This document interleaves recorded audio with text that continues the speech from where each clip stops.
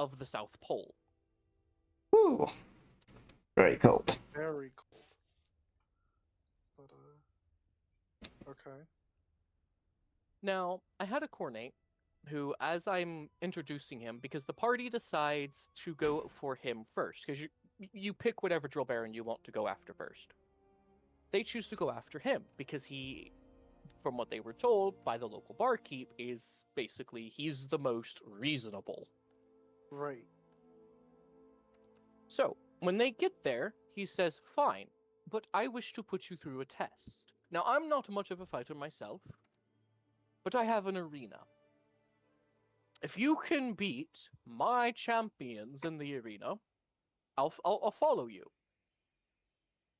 I had a character. We had a Slanesh Noise Marine who was acting as the negotiator. Yeah. We had 2 humans. One of them was a renegade who specialized in heavy weapons. Particularly, she really loved her heavy bolter. Up Reasonable. until she killed a Chaos Lord with her rocket launcher by shooting him out of the sky in a single shot. I mean, I would feel pretty good after that too. And And hold on. Thorn decided, I am going to reward you with a Slayer limb. Mm-hmm. And so now one of her hands became a rocket launcher. But this also gave her corruption. And she rolled the mutation to have a demon hand. Ooh. And she rolled a demonette. So one of her hands was a rocket launcher, the other hand was a claw of a demonette. Huh. She couldn't use anything, but she was really good at killing you. Mm-hmm. The other guy, he was known as Kane. He never talked, mostly because the guy himself had a he couldn't talk in real life except through what's that, like speak and spell. Yeah. The like Stephen Hawking. He had like Stephen Hawking's condition. He was like full crippled and stuff. Mhm. Mm. I mean, he had like he could move one arm basically, Oh. his right hand Okay. or whatever. I'm assuming his right, but you know. Whatever hand typed. And he occasionally spoke. He actually found a way to like get his speak and spell to transmit through Discord. And all he wanted to do was just play the tech priest. That's all he wanted. Yeah. And so I'm like, okay. I mean, if you don't mind me doing like the occasional like narration of what your character's doing every now and then, he's like, that's fine. I don't care. I am doing tech free stuff. Pretty much. Most of the narrations were him just tinkering away on a random weapon or something. Spraying some scents. Basically. So, and then we had our other space marine. There's 2 space marines, and the other one was a Cornate Berserker. Okay. Right. So, as the Slaneshi is like, you know, because they're like, just a moment, Lord Baron, and they turn to the rest of the party. They go, so we have to fight an arena. Oh, this should be fun. We get to kill his champions, break his spirit, and then take over his drill. This should be exciting. The Gorn Berserker goes, I run up and chop his head off. I go, are you sure? He's like, yes. Now the guy has to either dodge or die. Yeah. Well, he failed his dodge test. Space Marine, you know, called shot, hits, got a crit. This was, before I knew that on a critical hit chart, you're typically only supposed to roll a d5 on that chart. So I had him roll a d10. Yeah. He To be fair, got the guy, to be fair, the guy is not a fighter. He is literally designed to be like, no, Yeah. and be very manipulative and sneaky. Yeah. So he only has like 15 health, which is low for Black Crusade.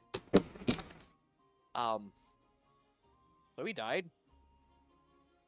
And I go, okay, well, you hear a like kind of automated voice go, T minus 10 into self-destruct. Well, the tech priest and the human, and the other human decide, we're just gonna steal his land speeder. And they stole his, flying jet bike together. Yeah. And fucked off. As the Slanesh, she starts opening fire with their sonic blaster at the Cornate. Fair. And so, yeah, like, you get people like that with with those advanced archetypes. It's why, with this one, I explicitly stated in the recruitment thing that you can't be advanced archetypes. It's part of the reason why no one wants to join it. How you doing? Or wanted to join it for a while. Yeah, because people really like playing their like Alpha Legion. The one I always run into that's like, really a dick is the ones who play Alpha Legionnaire. Alpha Legionnaire, anyone who plays Alpha Legion, Thousands of Suns Sorcerer, Plague Marine, or Cornate, or the Cornate Berserker are typically your dicks. Yep. I've had good times with the sorcerers, but I can agree with the rest. The only reason the Sorcerer is a dick is it depends on if they are willing to, if they always use their talisman or not. Because if you have a party of other psychers, it becomes kind of a negative, not a bonus at this point. Like at that point. What an interesting name. Hello, hung black boy. Like as an example, if you've got a Nurgle-like psyker and a Slaneshi psyker in that party mix, and then you plop down a Thousand Sun Sorcerer with his little talisman, You're their psi rating welcome. is effectively 0. At that point, that's how broken the talisman is. Yeah. Sure, it's only to a minimum of 1. At least that's how I work it, is to a minimum of 1. But, like, that's still effectively taking away their only use. Yeah, they already, and like at the beginning, they only started at 2. For most human psychers, yeah. Not even the Chaos. Well, the Space Marines start at 2. The Space Marine Sorcerer is 3. Oh, I was meaning the, well, no, the Sorcerer from Core is 2. The Psyker is 3. The Human Psyker. But either way, Yeah. It's still, you just killed their class. you kind of kill the only thing they have. Yeah. Now, there are ways to make the I have done a homebrew rule with the talisman of, basically it does half range in terms of like how far how close an ally has to be for them to be affected. So like I did it where it has like a range of 25 meters is how close a ally has to be before they're affected. Hey, partner. That's good. And it's 50 meters for all other enemy psychers. Yeah. And they can also turn it on and off.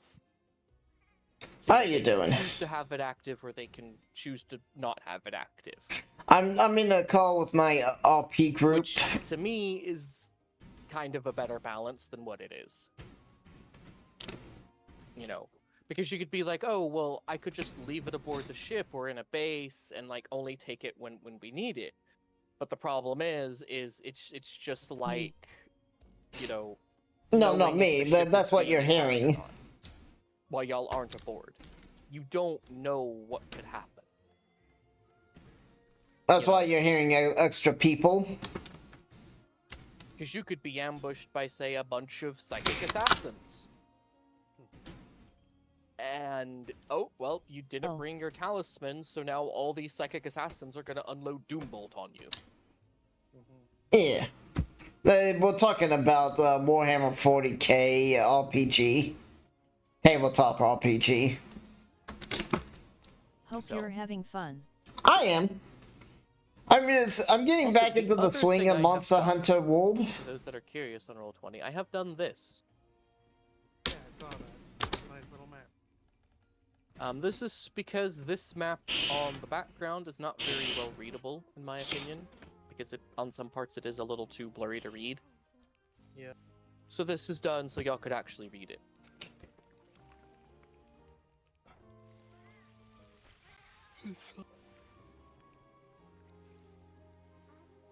Ah, cool. I also have this, which is useless to y'all because none of you are the navigator. Yeah. But this is the warp routes the navigator has to follow in order to get somewhere.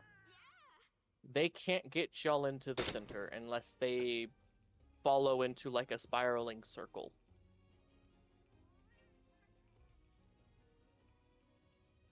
The arrows are basically pirate lanes.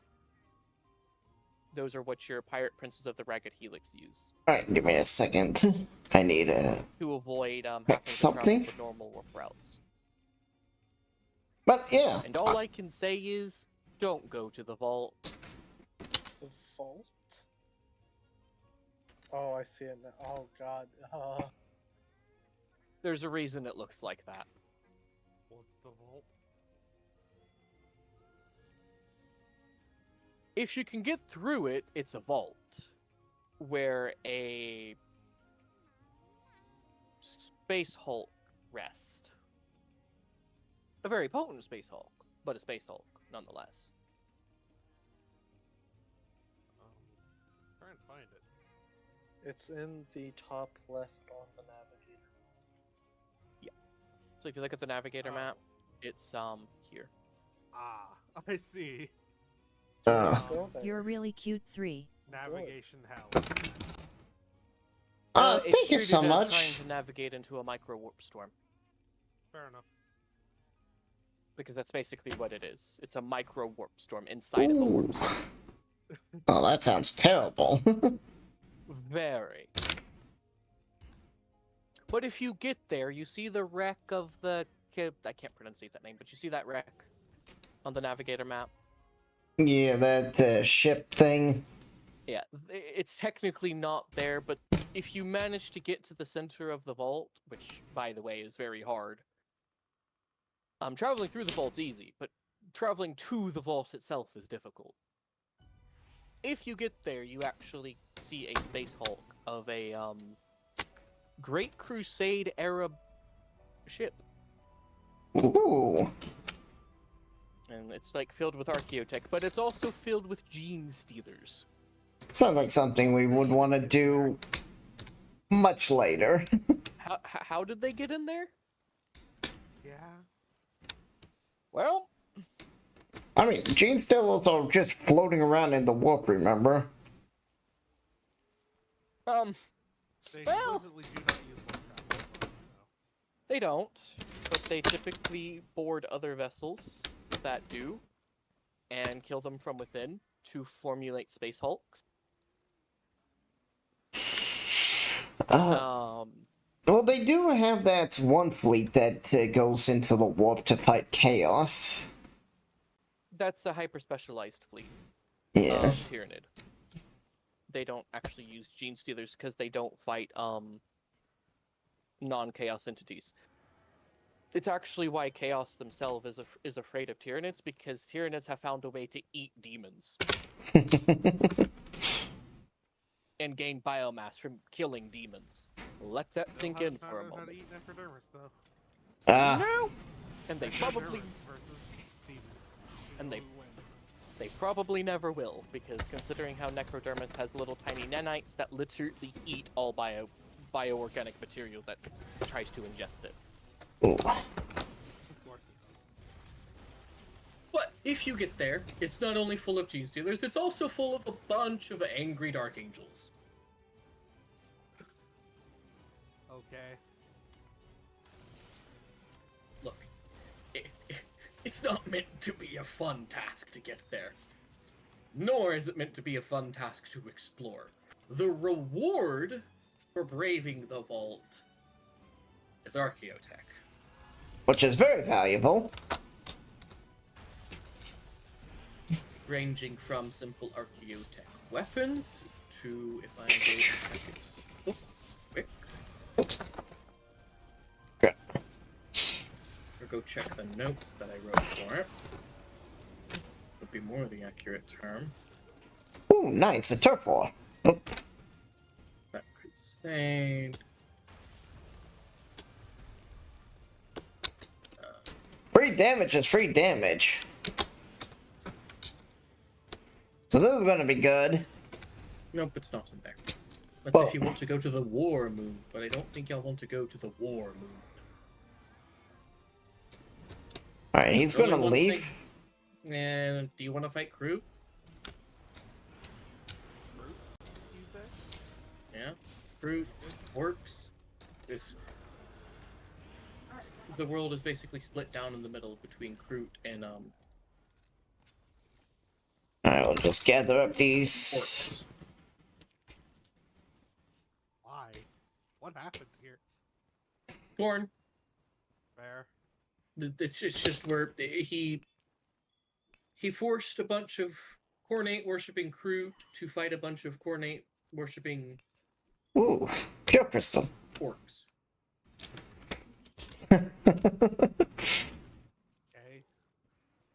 May the strongest survive, basically. Basically. And they're locked in an eternal stalemate. Huh. Until you show up and choose a side, and then you gain the favor of whatever side you fight with.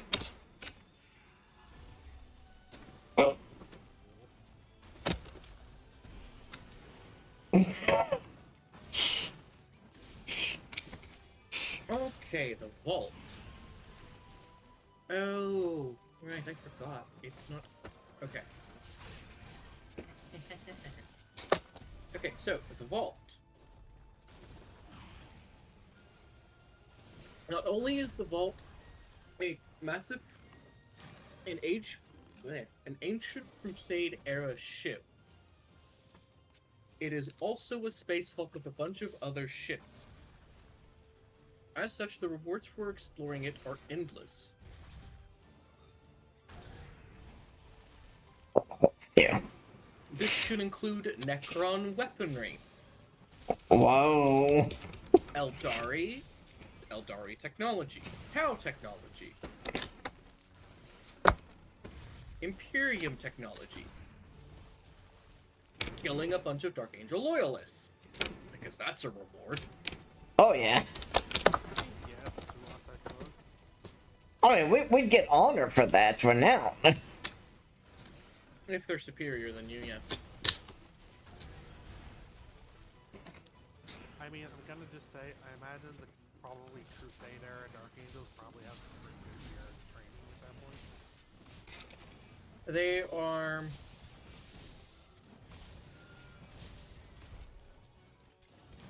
According to this, they are the missing half of one of the Deathwing contingencies.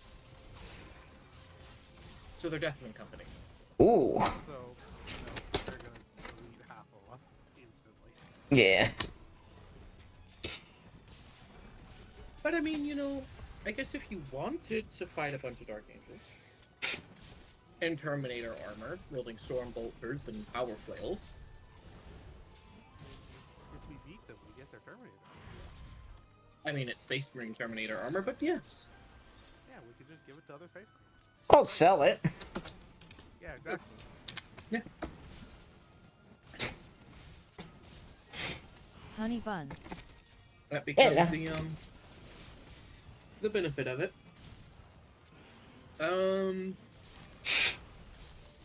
It's also home to something called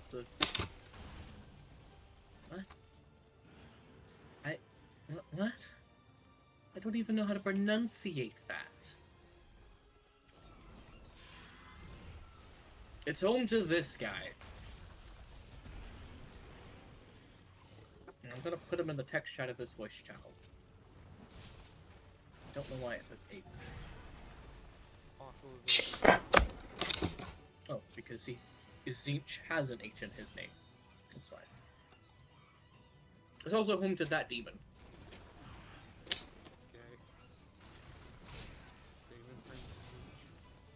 Mm-hmm.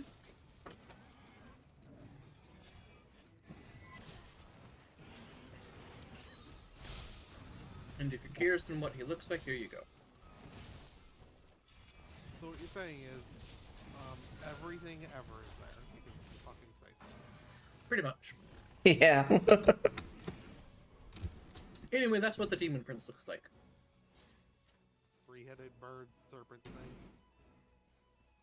He has the lower body of a flamer. Ooh.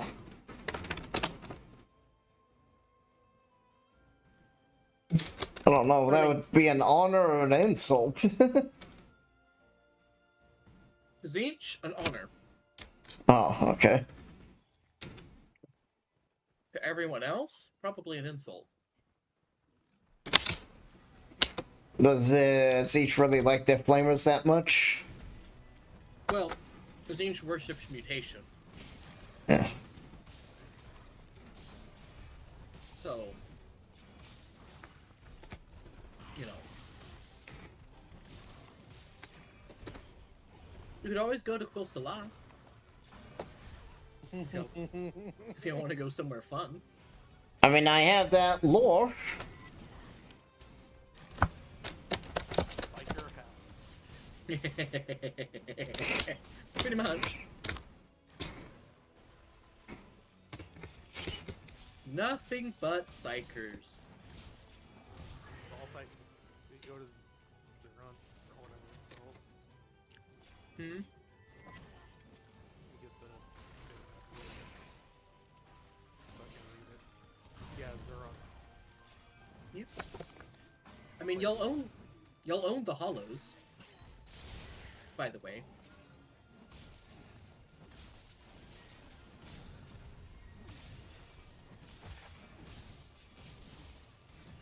Yep, fair enough. Y'all could go to the Forbidden Portal. Sounds like a wonderful idea.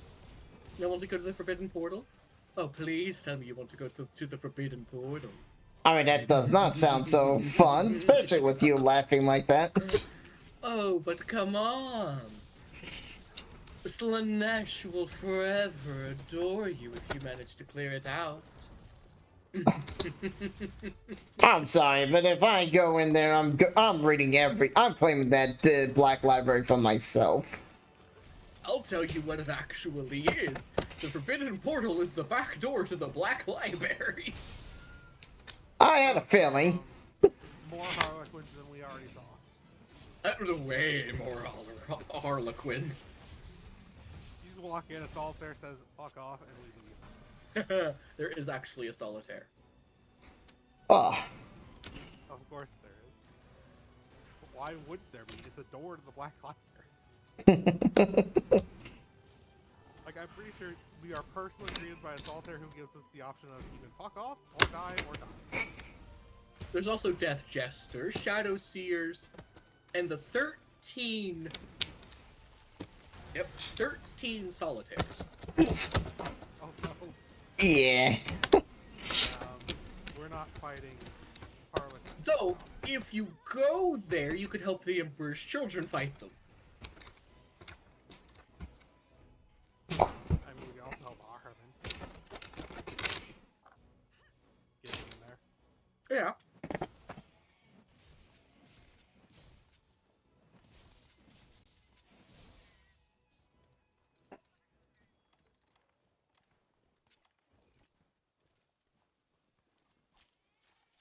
So, like, why isn't this just, like... What's the catch, is my question, if that's just a thing that exists? What's the catch of going there? And, well, like, what happens if you actually beat all 13? I mean, like, what's the catch in going there? There's no way that's just chilling. The catch is it's the Black Library. Well, that's the reward. They should get something from the Black Library. Yeah. Something. Why not the whole To thing? travel there, what bullshit, what stupidity must you endure?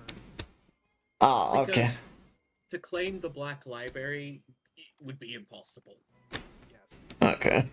You would be fighting so many Harlequins that you would need an army. Okay. The Empress children are only here because they want to close the portal. Oh. Okay. But if you get in there, you can steal the Black Book of Demons. That's every demon's true name, isn't it?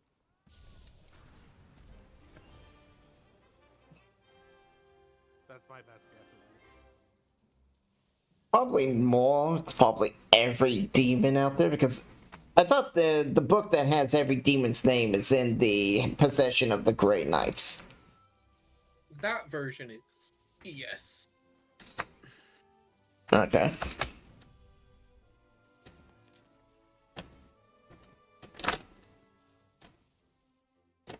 Okay. So does The this black- imply The Black Harlequin Book, is kind of yes. It's actually something Malkador made in conjunction with the Harlequins. You liking that one?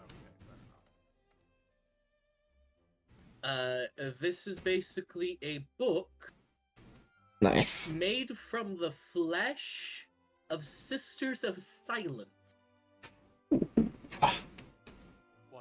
the Imperial version? I assume? Possibly. No, just the book itself. Oh. Both versions of it are made from the flesh of the Malkador Sisters helped of make Silence. both. Okay, Yes. I see. Yes. Quite a It good is book. written. It is constantly updating and seems to have an endless supply of pages. Each time a new demon is born into the warp, their names are engraved into the flesh by searing hot screams of the flesh book. Oh god. So it's just a constantly screaming book. Yeah. Okay. I have to ask, is there like a way you can like mark out a name for both books? Nope.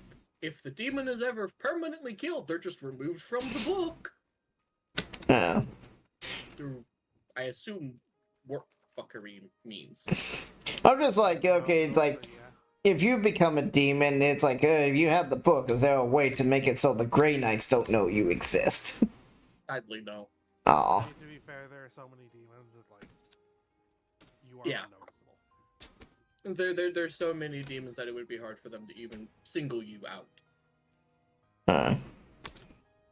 Yeah, like if Yeah. they find you and try and banish you, they'll probably know.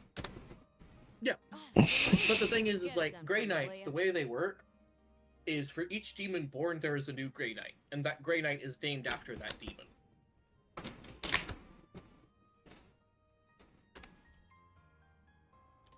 Which makes it sound like the Grey Knights are endless in numbers. Yeah, They that is are. kind of weird. That is kind of the weird thing about them. I mean, to be fair, it could be they've with their success ratio, they just never stop growing. Mm-hmm. They're a solid 70% of the Inquisition alone. They're technically full members of the Inquisition. In fact, they're the original. They actually own the Inquisition, if you want to get technical. Yeah. That's what I mean by the original. They just choose not to exercise that right. I thought they was something created post-Inquisition. That's what Oh, Inquisitors think. That's what Inquisitors think. Oh. That they think they were created by Malkador just before he died.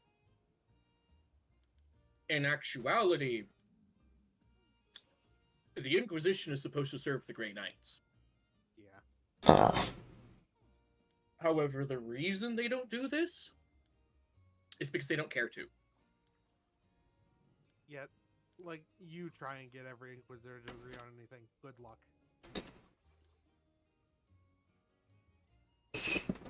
Like, that's an impossible task for anyone.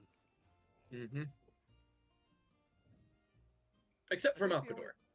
Well, yeah, but Malkador is Lord of Bureaucracy.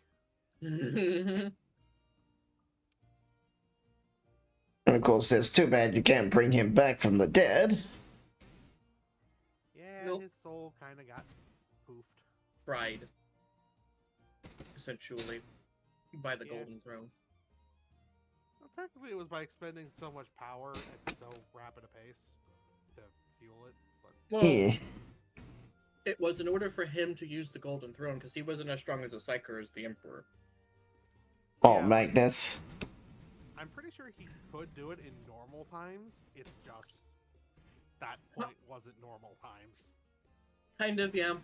Because The way they expended is in order for him to keep it close, he had to start spending his own life force. Yeah.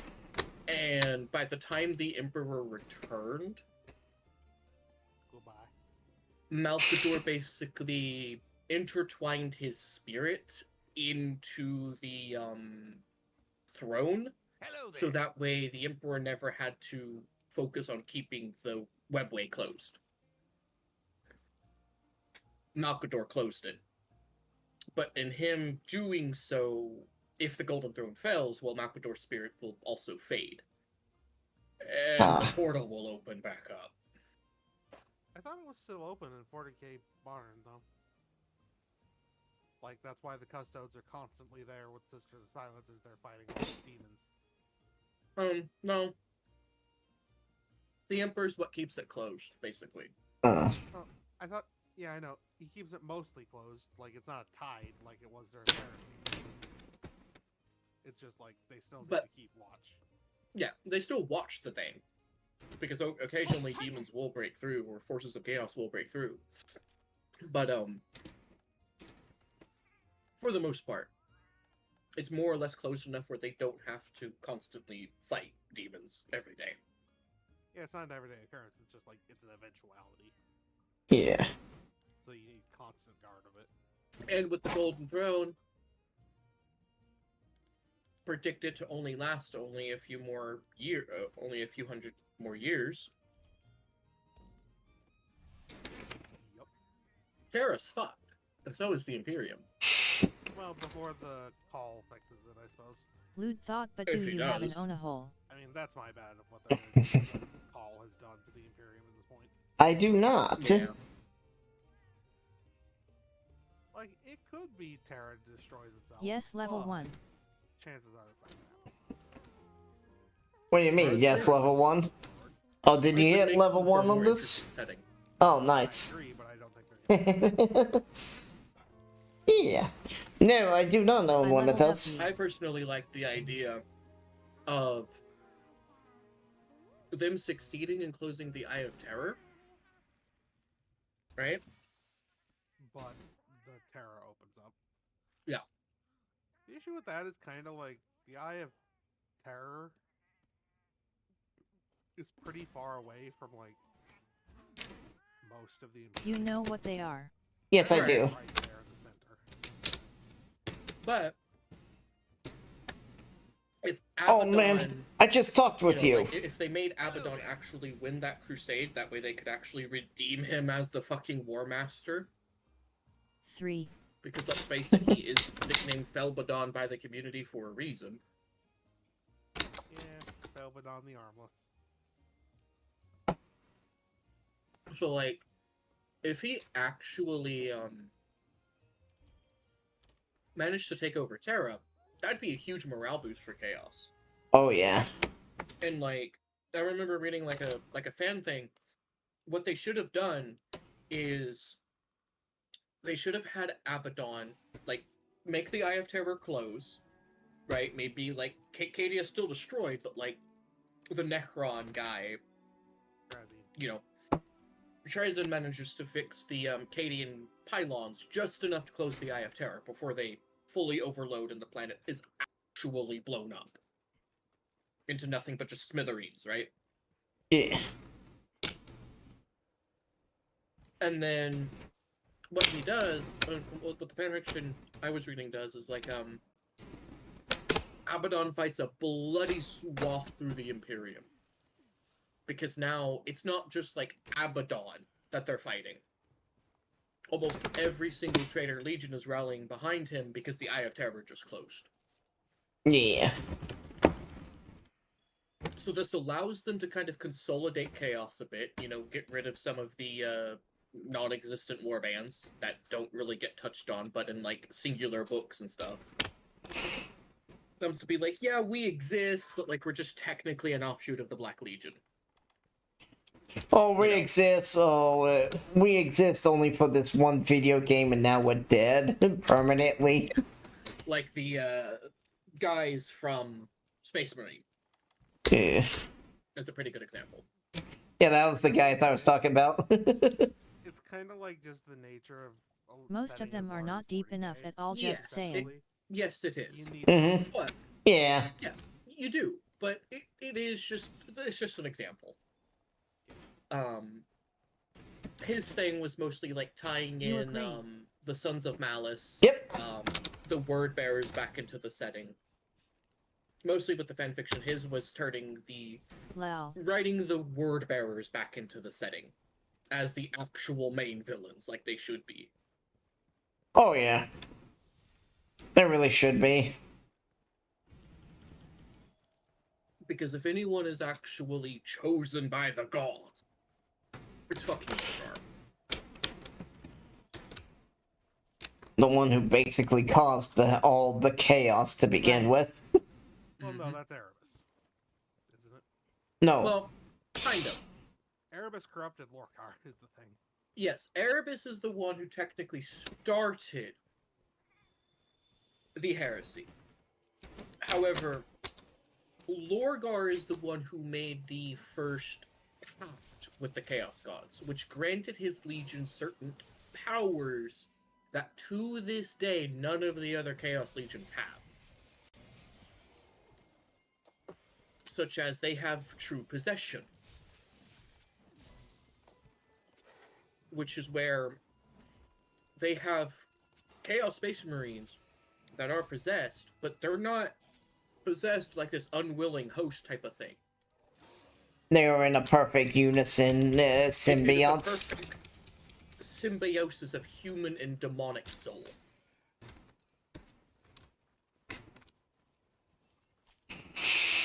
It's pretty terrifying. And awesome at the same time.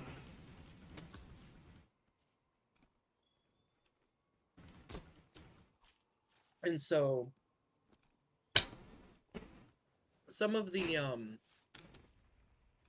you know, plus sides to that is in the fanfiction what they did was Abaddon manages to fight all the way to Terra.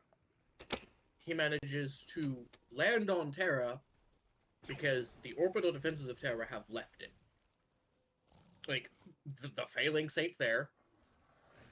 The Custodians took the On Black Emperor's Boy, corpse thank you for the and follow. what they could salvage from the Imperial Palace and fucked off. To McCrag. Thank you, thank you. Spum, bum. Mars has fallen, because, I'm sorry, there's no way Mars could stand alone. And this space... Yeah. The Mechanicus as a whole would not stand alone realistically against any threat.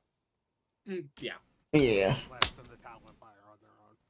And that's kind of saying something. So, basically, Chaos now has the heart of the Imperium. The heart of humanity. Yes, they now have technically a new, you know, gate of chaos, but they're no longer shielded by the Eye of Terror, meaning they now actually have to fight and defend themselves. And defend what they have claimed. Yeah, they're pretty much now like the Alpha Legion. Who don't... Well, You know what I mean? kind of. The Alpha Legion doesn't exist in the warp. Well, they do, but they don't. Alpha Legion's weird with their lore, because everything is a lie, but everything is a truth. I mean, remember that video we Not watched? seen again. I mean, they're only legion. Yeah. Mm-hmm. Mm-hmm. Like, they don't want to be aligned to the Zinch, technically. They just are. They are in Functionally. the sense of how they act, but They own Zeech and everything but name. pretty much. Now, basically, in this, what happens is after Abaddon gets to the throne room, thinking he's going to get to kill the Emperor, in the fanfiction, the twist is Lorgar is standing there and kills Abaddon. Doesn't say Ooh. anything to him, just kills Abaddon. And takes over the Black Legion. Okay. And this not only gives Chaos a huge power boost, but then you now also have things like they need Gilliman to come back. Otherwise, what's left of the Imperium will die. You know? Oh yeah. So, like, this allows for things like this would be a more thematic approach to allowing the Eldari Witch to resurrect Gilliman. Oh yeah. Because base on its own kind of sucked. Oh, you did. I kind of have to ask, why didn't they make it like this to begin with? This, like, sounds like a really awesome story. Well, it's very simple, actually. Models. Yep. Like GW said it best. They are a lore The lore is secondary to the model cells. That is part of the reason why Warhammer sucks as lore. I And mean, why it's also why I tell people you have to remember 40K is written first and foremost as a war game. Yep. Its lore is written of whatever way is going to allow them to produce the models the most. I don't know. That way it sounds like you could sell a lot of models. Yeah, you could have Lorgar, you could bring out all the different Demon Prince Primarchs. Yeah, You could it's... have it where... The thing is, Because they're doing that anyway, just they're Exactly. stretching it out.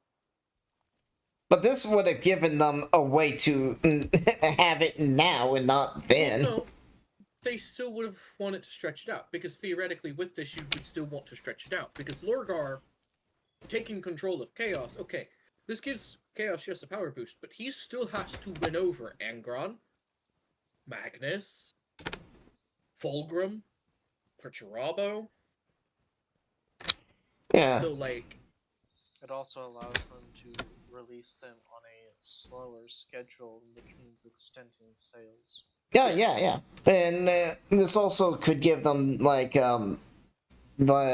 What is it?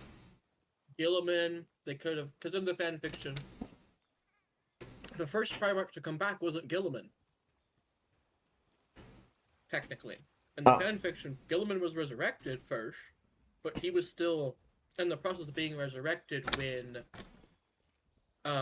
All this happened. Vulcan showed up. Ugh. Vulcan showed up to get the to help the custodians out of the Imperial Palace, along with Dorn. So they got 3 loyalists to come back for the price of Terra, Cadia, and the death of Abaddon, the failure. Which is a good price. Like, that would really sell... That story alone would sell models like crazy. It wouldn't, though. Why? Here's the very simple reason. They have literally no care to do this. There's no reason. Mm-hmm. The Horus Heresy exists for the Primarch fame. Yep. And that's Like- that's what the Horus Heresy is mostly for, is to sell the Primarch models. Like, obviously, they still sell the horse heresy models, but Yeah, it's it's about pure Primarch fan, not fan, Yeah. but fiction. Like, I know I saw another fan story where, like, the Eldar finished, like, that one god sword. Didn't kill Slanesh, but it cut the connection between... it cut the Eldar's connection between the Eldar and Slanesh, and Yeah. it's what Major Kill basically said of how they should have actually done the Yanari. Which I Yeah. do agree with. They should have done that for the Eldar. Because honestly, the way they currently are in lore is useless. It really They is. have been written into a corner that they are now You're way too considered by the adorable when you community. ramble with your Lore friends, dude. useless. Aw, thank you. Yeah, I mean, I'm just here to make everyone smile and have a fun And they're not time. wrong. Because Because, you know, life's better when people are smiling, right? the Eldar can't do anything. They can't Yee. they Yeah. can't colonize a planet or try to rebuild their species a little bit. in fairness, that is like the lore of every faction that isn't like the Imperium or whatever the flavor of the edition is. Yeah. Which is typically always the Imperium and Chaos. And the Imperium The last just... two, it's been Necrons and then Tyranids now. Mm. Well, at least they're doing other things, but I mean, they are changing things up admittedly, but it's like, I mean, 'cause, like the Silent King returned, nothing really big came of it. nope. They have, like, the biggest thing was a sector of space is now locked off from the warp entirely. Yep. Which, I mean, impressive, but yeah, okay, that didn't change anything though. and the And Tyranids... now High Fleet Leviathan is getting their teeth kicked in. Yep. I mean, to be fair, the Tyranids, no one expects the Tyranids to win. They're a faceless army that has no real models beyond, oh, but they're like cool looking, and that's really all they got. Yeah. Which, to be fair, is good. But it's not like you can't sell Tyranids as hard as others because they're just faceless monstrosities. Well, the thing with Major Kill's rendition of like doing the Eldar thing, right? Yeah. Was it would have allowed them to, instead of having Angron be the next Primarch, it would have allowed them to return Fulgrim to the setting as well. Fulgrim's around. He's just like Yeah, but as a canonically model, wrapping off. Yeah. it would have encouraged them to like make Empress children models again. Yeah, he's just fucked off. He doesn't care what's going on. Still nursing wounds from Rolanor. I'm pretty sure the lore reason. The actual lore reason, and I know both the official and the unofficial. Official, he's still healing from Ralenor. Because Ralenor didn't just hurt him physically, but hurt his spirit. And for a demon prince, that's like a mortal wound. And who is Lord Nor? Just like he's there to come when chaos needs him. And basically, in lore, he's not even there for when chaos needs him. He's so broken that he is currently trapped in a painting. Well, that's real Fulgrim. No, right. Demon Fulgrim is well. Because yeah, Demon Fulgrim took over real Fulgrim's body, and But then well, no, real Fulgrim because is now trapped. even the painting. No, they switched at one point because they switched after the fighting of Ralenor. But then he got his body, but the demon took over. At least I don't think so, unless that's a separate event. So the painting, sometime before or after, Fabius Bio made a clone of Fulgrim. It almost reunited the Emperor's Legion under. It almost brought the Emperor's children under the Emperor again. Fulgrim was like, "Oh fuck no," or not Fulgrim, but Bile. Yeah, yeah. and immediately did everything he could to get rid of it. Because it turns out, Primarchs, he can make a Primarch body, as evidenced by every time he's done it. But when you do so, you also clone their soul? No, you don't, because Horus proved that. Yeah. He didn't have Horus's soul. Right, because his soul is obliterated. Yeah. There is nothing to clone from it. So Fulgrim, who had his soul like nebulously around somewhere, actually full power Primarch, basically, Mm-hmm. which includes the kind of mind control he has over his legion.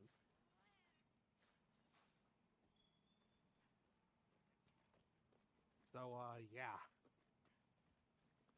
that I'm not sure what happened there to enter into the painting, but I'm pretty sure that led into the painting happening. I just know his soul's in the painting. It got out I'm not and sure got what happened in back. the intervening steps, but Yeah. Anyway, either way, it also just allows the Eldar to be in a position of not only could they pose a little bit of a threat, because now, oh hey, maybe they want to seek to reclaim their fallen empire, and they could do like major events with the Eldar now, and like sell a lot of different models for the Eldar, right? Yeah. Because you could have sections of like, oh hey, technically the Dark Eldar who don't want to, do what they're doing, because there are some that don't have to be. So like they could also introduce like new Eldar models with like a combination of both Dark Eldar and like Craft World tech. I mean, isn't that just Harlequins though? Mm, Harlequins would be literally can use any Eldar vehicle. Maybe in tabletop now. Back then, the Harlequins barely had anything on their own. Fair. Because they used to be a standalone faction when I used to play. Fair. Yeah, Um, Harlequins literally can show up in but- any Eldar vehicle. His idea was not the Harlequins, but to bring back the Exodites and have like fucking dinosaur riding elves. Which the thing with that one is like, no one cares, so like, they're not gonna sell models and they're just gonna fade back. The thing is a good chunk of Eldari players do. Which they're already a small faction. Relatively. Okay, but that's Market because analysts have gone over this to death, is my point. Well, the question is, are they a small faction because there's no models? That's a good question. There's no way to find out without doing something. Yeah, exactly. Money and it's part of the reason why, people are like, yes, Eldar might be a small faction, but so is the Tau. yeah. But look at the Excuse number me? of new Mommy? models Sorry. Tau Mommy? get on Sorry. a daily basis Mommy? Sorry. comparative Mommy? to Eldar. Sorry. Mommy? Fairness. Tau have, relatively speaking, much easier to design models. Their aesthetic is much easier to design for.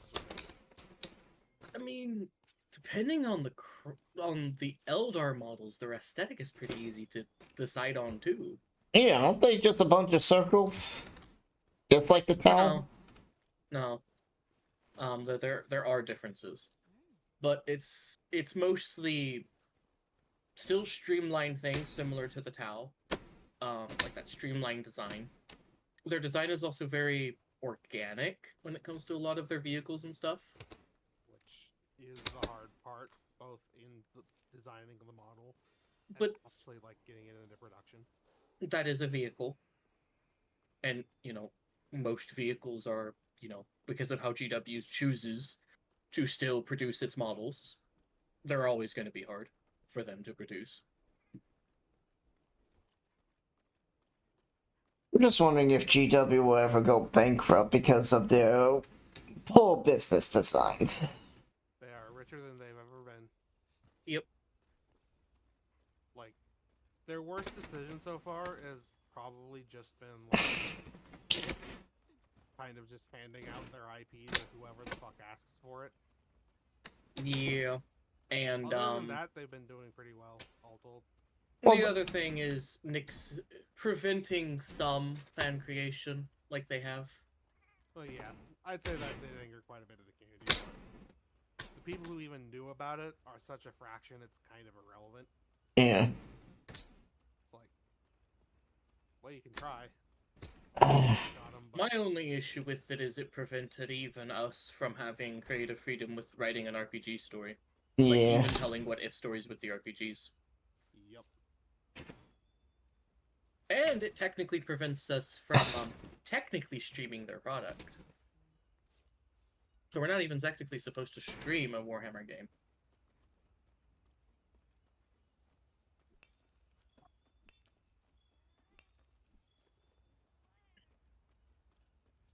So, that's a fun legal thing to try to get around. Yeah. And it's just one of those, like, well, I understand you want, you know, control of your IP. You know? But there's a good way of doing that, and then there's whatever the fuck GW and Nintendo are doing. Yeah. What's real and not. I think, I'll not single out Nintendo entirely. It's most Japanese companies. I don't Capcom. know why. I mean, I do know. It's their IP law is stupid in how it's been precedented. It's also because in Japan there is no Free law use. for fair use. Yeah, fair use. Yeah. Due to that, there is also protect your IP or you don't.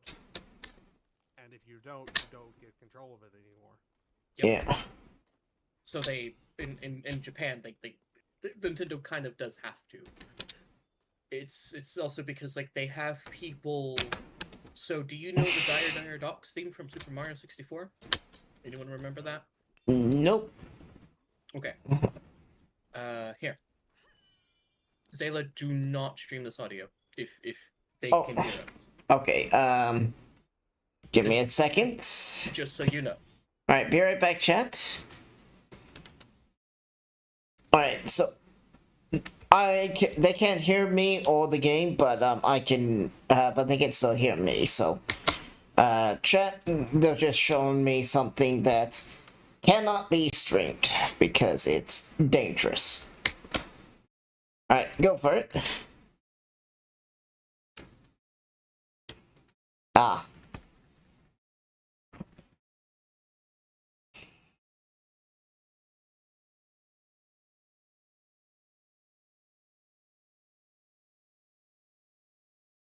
Oh, okay.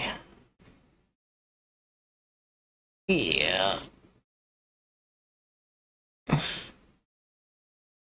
Alright, let me join.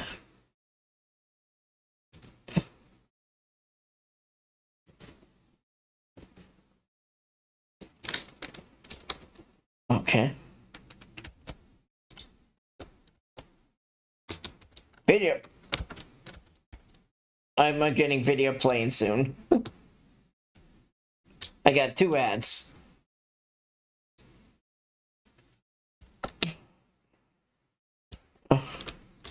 Oh. Ah.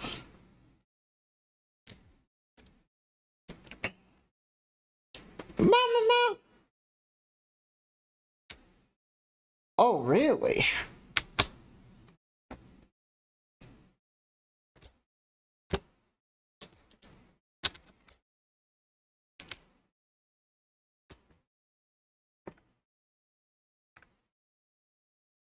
White Master, thank you. Hello, how you doing?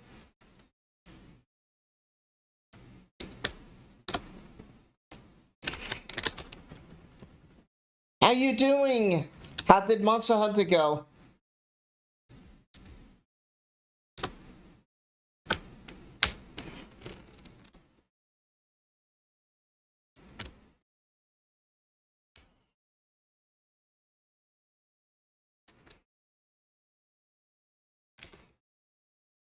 Yeah, I'm solo right now. Oops.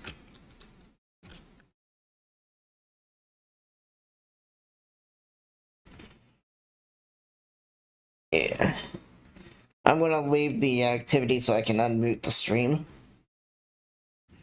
But, Yeah, but I yeah. had Do you to want me to switch to keep playing Rise it, for I Dran? think I like that better Okay, Imo alright. XD. I'm just making sure because I know some people like Okay. it a lot. I did not like Rise. I gave the demo a try. I did not like all the new spring bug attacks. And sorry, I should have muted for you guys. Oh no, you're fine. um, Monster Hunter Rise. I only like the dog.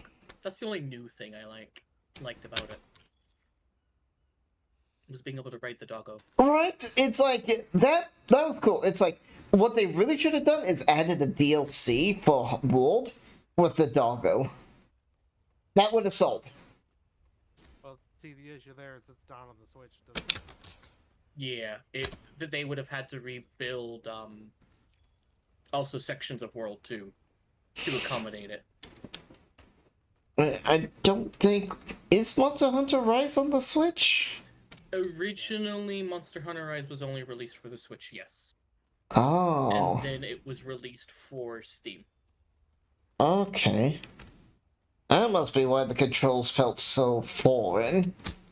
Yes, because it was originally released for the Switch. Alright. And then they ported it to Steam because, well, the community really, really wanted it. But they're like, this was for the Switch. Y'all realize the controls will suck. Well, the community didn't care, and hence why most of its recent reviews are mostly negative, because, well, the controls. Well, no, that's actually not why. It's Oh. because, I haven't kept up with stuff. it's because, during a a Street Fighter tournament, I don't know why the tournament allowed this, but they allowed someone to bring over their hardware, their console hardware, to the tournament, and the person forgot to deactivate a Chun-Li mod. And oopsie, live on a tournament stage, Chun-Li comes out butt-ass naked. And Eh. that's not why Rise is downvoted to shit. It's because they're doing DRM on old games. Yeah, Including Rise for some reason. that's the reason why. That is literally the reason why. DRM wouldn't fucking fix that, though. Capcom doesn't understand that.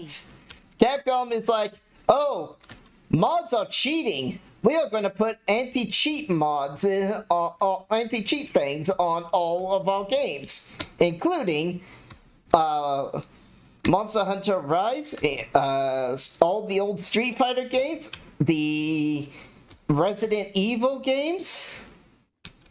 They went full crazy with it. I mean, this just goes to show I'm kind of glad I'm not into most of these games. BTW Zayla, how do I you feel for own 20 Monster excited Hunter Rise. hype I for in think I between? own World on like my PlayStation. I will say, 2.0? It's just the company is questionable at times.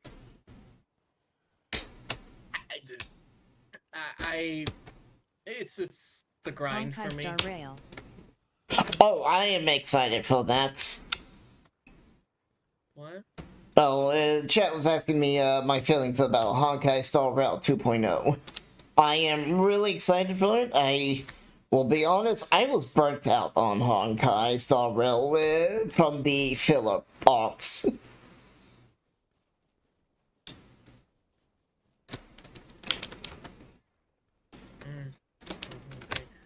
But yeah, it's the grind for me with most of these Monster Hunter games. I've never could get into it. I'm excited, Yeah, hyped, if super you don't- duper hyped, I mean, and going to be fair, crazy. you only LOL need to XD. do- if you just want to do like the story and fight the monsters, yada yada yada, you don't really need to grind.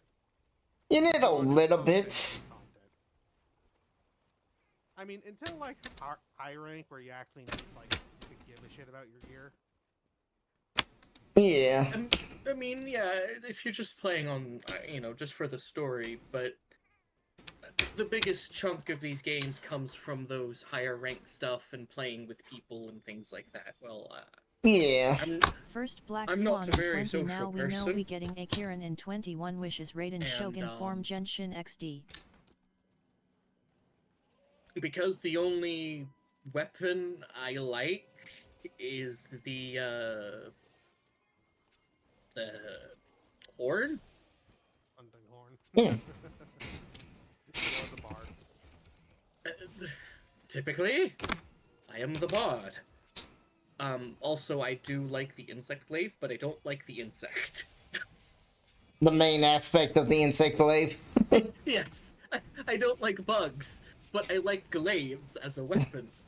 So, I mean, they have a cute moth that you can have. And it's actually Yeah. really good. you had to upgrade to the moth. Yeah. And I I didn't like have the insect glaive monster XD. parts to do that, so I just, didn't use it. Get off me.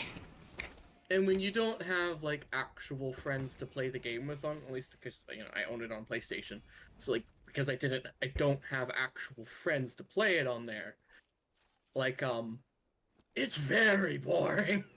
It is. I mean, like, I'm playing solo right now, and it's like, I have a mission to collect these animals, and it's like, okay, where do these animals spawn? I know of one place where they spawn, but the moment I grab one of them, they all run off, and it's like, well, now I have to sit here and hope that they spawn soon. And because I didn't really have fun with it on PlayStation when I played it, I won't buy it on my computer. Fair enough. It's not for everyone. Yeah. I Like- like it. I'm not gonna say it's for everyone though. I love the concept, though, right? I love the fucking concept of it. I Yeah. also like how when, if you get two monsters that are actually opposed to one another, they will actually fight each other instead of you, which is nice. Or they fight each other and you at the same time. Yeah, they do that too. Yeah. And then there's Devil Ho. He just fights whatever the fuck happens to exist. Yeah. It's like, you exist. You must die. He pretty much is. Yes. That's like the entire temperament lore of that fucking monster. I must eat you. You Like, exist? He tries his hardest, and he will. If you fight him while he's fighting a smaller monster, like a fanged wyvern, I think is their term, like Jagras and Odogaron and whatnot, he will pick them up and beat you with them. Yeah. And then he'll eat them to gain instant health. Yeah. He did it when I was hunting the Odogaron. I'm just like, can you just leave now? I want to kill the Odogaron. Well, I might give it a don't try care again about later you. on Monster Hunter World maybe, but still we shall see. The game got me crashed thou, but Rise don't know I why. just mostly use the monster horn, and it breaks parts off of some monsters. Yeah. Like the It's Diablo understandable. guy. Is it Diablo? I don't know. I just got up to the desert. Yeah.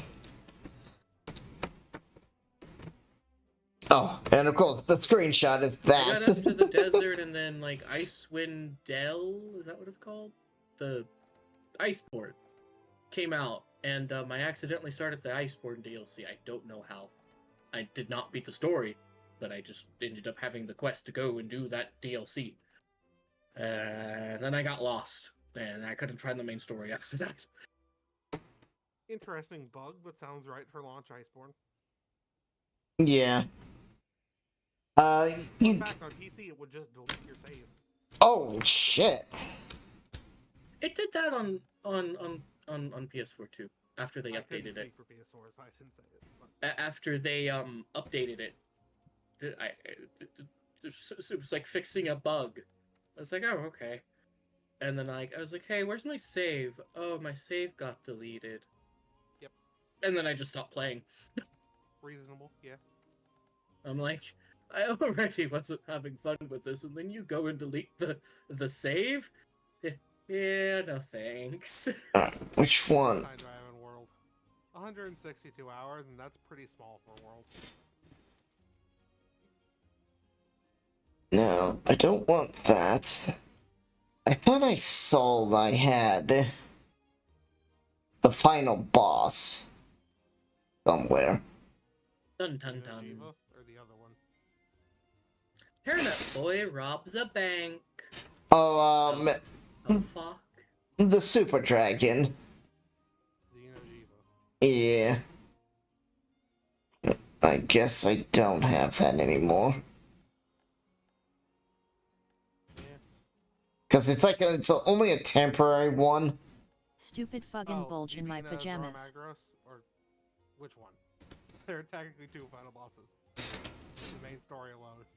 I have Zora Magdaros right now that's showing, but I want Zeojima. Oh. Because I needed to build the dragon, the good blast weapons. Fair. Because it's like I need I think they're called the queen weapons or Wow. something. I'm glad I bought this when I did. Why, what happened? Okay, so there is a Diablo clone called Inquisitor Martyr, right? Yeah. The 40k one, yeah. Say what you will about it. I enjoy it personally. Because it's not, it's just not the best game, probably, but I enjoy it because, hey, it actually has some decent gunplay. For what it is, right? Fair enough. And it has some pretty cool moments. And if you like just killing enemies and you Well, like I'm Diablo, going to lurk now. it's a Thou pretty Cutie solid got choice. some stuff I need to do, but If you you have a want, great like, a stream. Enjoy 40K, Monster Hunter World skin of it, CYA and another time. Alright. its story's not bad. I'll see you later. Like, Anyway, we're gonna when I play bought some it, more. This was like during the winter sale, right? Like, I miss They playing had the games with definitive you. edition on sale for like $9. So maybe we can play this Well, game sometime It's still on together. sale. However, for $18 for all the DLC. When I bought this, it was only $9 for all the DLC. I'm like, I'm glad I bought this when I did. I gotta find the crafter guy. Because it's not worth full price. I will tell you that. It's not worth full price. Yeah. Oh, here he is. But But yeah, Getting thank it you on so much. Thank you, thank it's you. not bad. Like, it's just not a bad game if you can get it on sale. Oh, hey, Helldivers 2 is actually like coming out sometime. Oh, I forget I have that game. I have the first one. This one's third person, I believe, instead of over the. Isometric. It's third person instead of isometric. I didn't care for the first one. Fair. Either, but this one looks better on account of not top-down hell mode. And that's not because I don't like isometric games. I don't mind them. It's the person who bought it for me tried to convince me of why I was using it as why I should hate Xenos. NHHN leaking precum. Okay. Because he plays Imperial Guard, I played Eldar. If I could afford 40k, I still would. So he was trying to use this as a way for me to, this is why you should play Imperial Guard, because it's basically like this. You just die all the time. And I'm like... That doesn't sound fun. I'm like, that doesn't sound fun. Why would I want that? He's like, oh, well, you could just be a filthy Xenos lover still. And I'm like, at least I have class. You don't. You're like the mud I'm stepping on. Oh, look, it's probably a piece of your brain I just stepped on. And that was the end of that friendship. But I'm sure this game is terrible. But it's a VR 40k game. What? Which Oh, you're talking about Sister of Battle? Yeah, Sister of Battle. It's a VR 40k game where you're playing as a Sister of Battle. Sounds cool on paper. Couldn't tell you if it's any good though. I saw a friend playing I it. looked that up and I can't even find it. What's it called? Warhammer 40,000 Sister of Battle. I'll put it in the chat here. Do I not? I might not have VR allowed Here you go. on Steam because I don't own VR. I shared it on the chat if you want to look at it. Is it? Mixed. Yeah. 90%. I mean, close to being decent. I see knights brawling.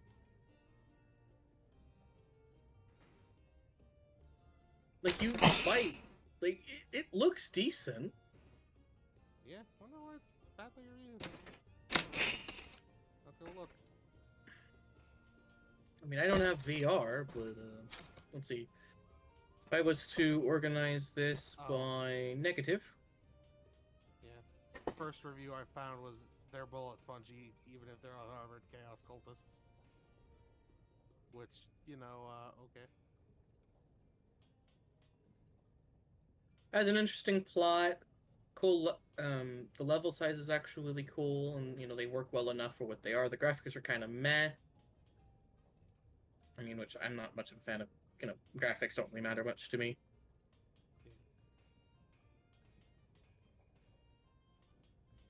And it's like you basically feel like a janitor with way too much enemies on your hands. And for them, since they're using the index, the controls for the index are like are causing them physical pain. And would cause them to drop their weapons and stuff constantly. Which I mean, yeah, I don't know. I don't play VR. Oh hey, I forget this game exists. That's not very specific, but okay. Yeah. It's called DACA Squadron. Oh, is that the orc one where you're like side scroller? It's a orc third it's person Ace Combat essentially. Yeah, it's Fly Boys. Done in a more Cartoony way. arcade style aircraft shooter. Which I mean, not bad. Yeah, 80% positive reviews, probably at least decent. And you actually get to customize your own plane.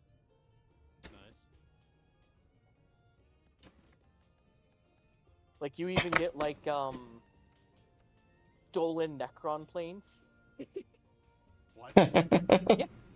You get stolen Necron planes because I've only seen Chapter Master Varric play it on streams, but like you at some point in the game you fight Necrons. I don't know when, but like at some point you fight Necrons, and if you kill enough of their flyers, I guess you unlock one of their planes. Fair enough. You unlock an orky version of the Necron croissant. Yeah, I saw that at the little trailer I just watched. Mm-hmm. And you get like a bunch of other orky stuff too, which honestly is hilarious to me because orcs would do this and they do. Yeah.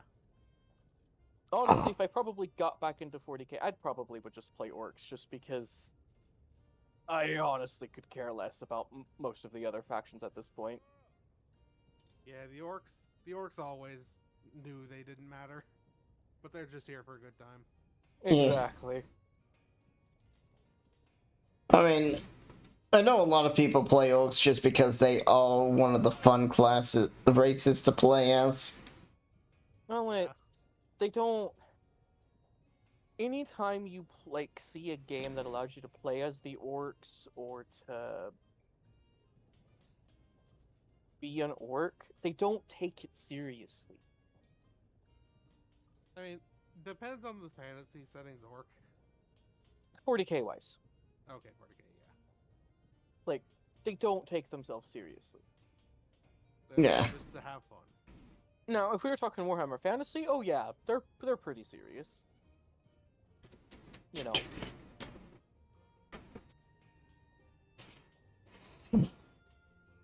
Like, they're a decently serious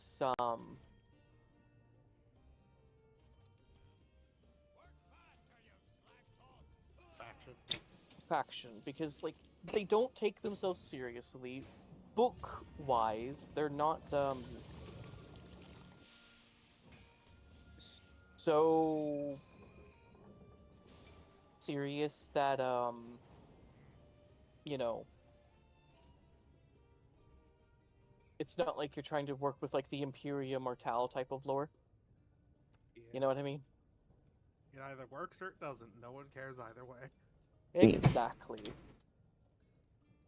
Oh, hey, I heard this game was like bad. But Which one? it doesn't matter. I don't think my laptop could run something that new. Which game? I mean, it probably could. Suicide Squad. Or the Oh, Justice League. it's bad. All I've heard about it is like terrible launch. Seems interesting I otherwise. stopped throbbing a whole bunch, It's not but even now it's out yet. just. Oh. No, they did the. Didn't they do the pre-order and you get 72 hours early access? Yep. Yeah. Yeah. And Which, fun it's fact, the first bug I ever heard about from it was you launch the game, you have won the game. yep. Congratulations. So like, yeah, that happened. And since the game is always online, you can't do anything about it.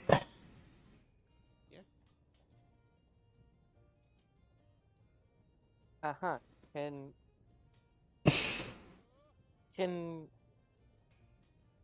she? Kenshi? That's a fun If you game. don't like dying all the time, I would not recommend Kenshi. You don't really die in that game. You can very easily die in that game. If you're a new player who doesn't pick everything up beforehand. No. I mean, you get your ass kicked. You can literally just start to death within like 10 minutes. Oh. Depending on the difficulty, I imagine you play on. Yeah, I think it does it difficulty, but it does. it's very much a you will die many times trying to learn, and you will just functionally die either way because of how So- the game works. Dark Souls. No, No, you get permanent upgrades in Dark Souls and can't really lose them. this one It's is. not the case in Kenshi. This one's more like, you fight someone you're not supposed to fight, they literally will chop your arms and legs off, and now you're a nugget. Yes. And they will kidnap you. But if you get cool enough, you can be the guy who chops and makes nuggets. Yeah. There's an actual mod out there for, like, the people who really want to challenge it. It's like, start as a nugget. Yeah. I don't know. Game that exists here. Yeah. It's basically an empire management game.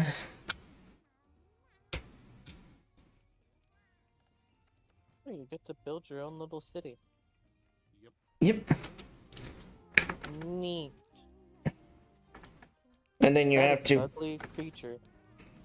Okay, Outcast: A New Beginning has a release date now. The remake of System Shock is out. Yeah. Has anyone here even heard of Outcast, I wonder? Oh, we lost Dapper. Did we bore them? They haven't talked in a while. I think they just left. They either went to AFK or they left because they had to go do other things. Which was the game? Outcast.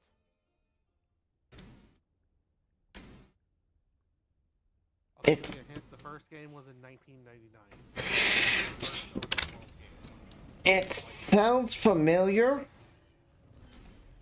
Oh, Its claim to fame from that time was being the first open world game, literally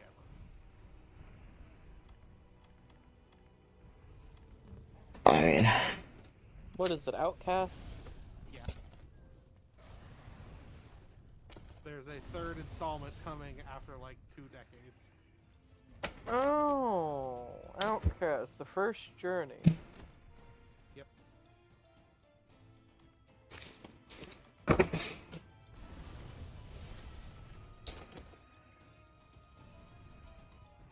Like, I've heard it's actually a fairly decent game for its time. It's just like, yeah, that's Oh, hey, the game the- that came out. And It's free if you want the first one. fair.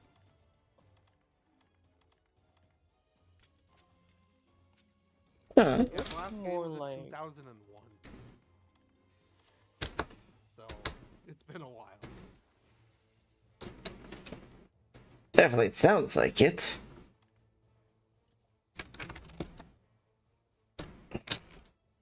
I could never play Grounded. Yeah. Because of the spiders. For me, it's not spiders. I'm afraid of all insects. So, it's literally the fact that there's insects. Okay.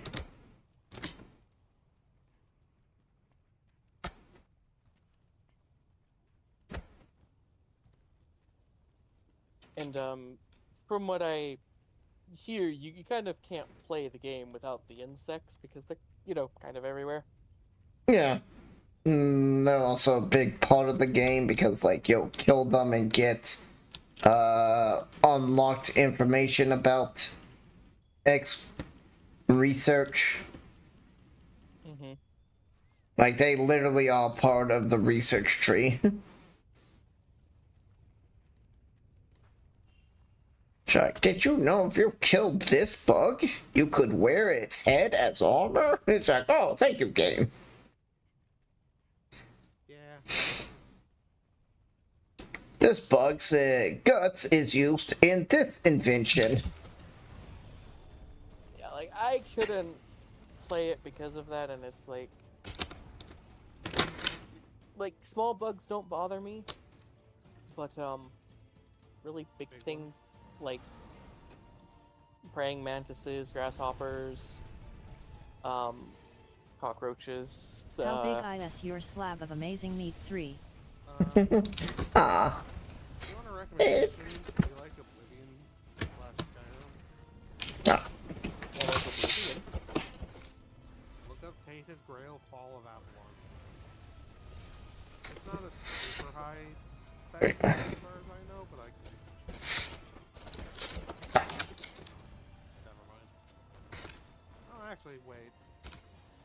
GTX 1060 is its minimum, so that's fairly old. This is a GeForce GTX 960M. I mean, this laptop can play Cyberpunk. Oh, then you're fine here. It can play Baldur's Gate on low setting or medium graphics. But yeah. It'll lag at certain parts if I zoom out too far, but I could technically play it. Yeah. Like Tainted Grail 5 or Fall of 6 Avalon's inches an right. interesting one as far as I've heard. It's also got a demo. Still an early access.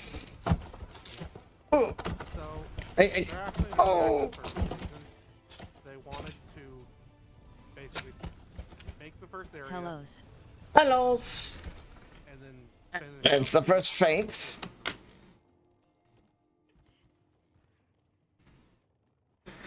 Okay. They're now finishing the rest of the game. Uh, Basically, they wanted to polish up the mechanics before like moving on to the rest of the game, so it didn't end up a little janky. I mean, that makes sense. Yeah, they're actually using Also, early the new access for thing good still reasons. shows your name as Vila, not Zayla. I played a little bit of it. I thought it was interesting. I'm not buying it yet because there's a demo. Step into a dark reimagination of Arthurian legends. yeah, I gotta fix that, First but, game, you literally play as uh, Arthur. well, we're like, because I'm a food, you know, we tend to be really large.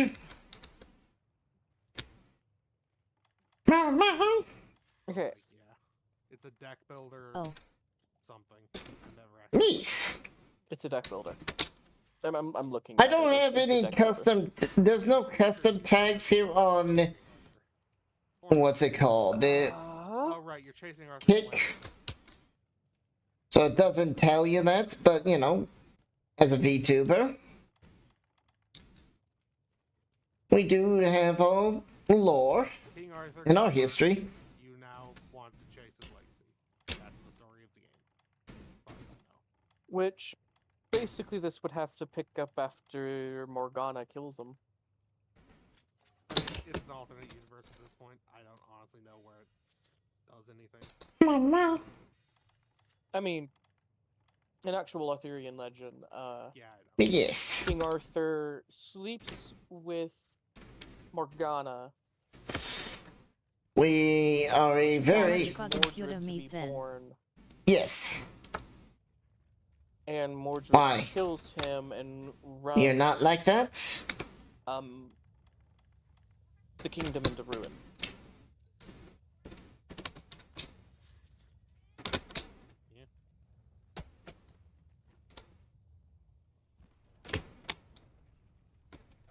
Almost kind of reminds me, looking at the video That's here, amazing. almost reminds me of Okay. Mama. Oh.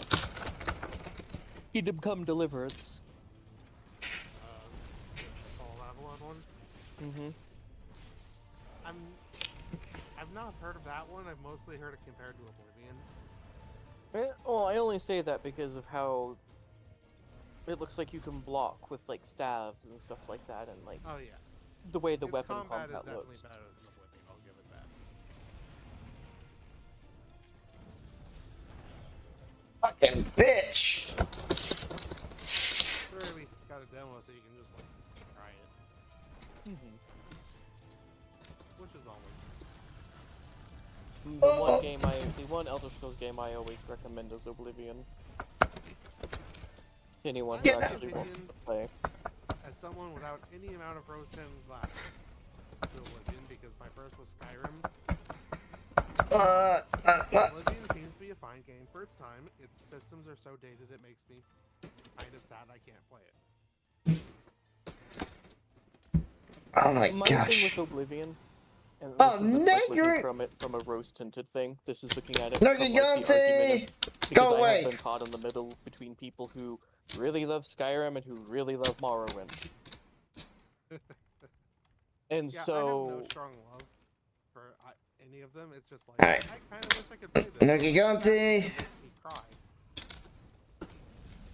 Because I Got got it. prepared to jump into Oblivion, and I'm like, Fuck. why am I not able to kill anything? Oh, I looked it up, and well, I was unaware this is just how that works. yeah, they don't do a good job of explaining how the stats work.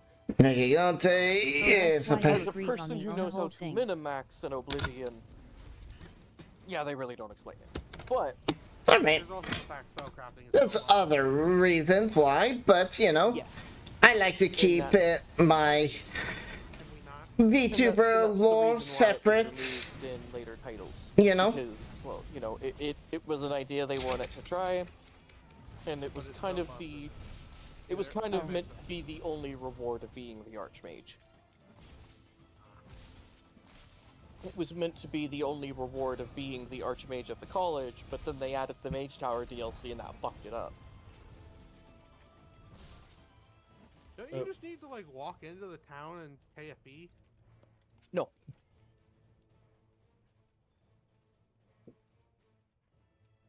Yes, It might just be it's because more of you know, I'm a VTuber, so I like to Well, so here's the thing. keep You can walk people into any of separate. Mages Guild things, and you can find the spellcrafter who will craft you one school of spells. And that's the school that they will train you in.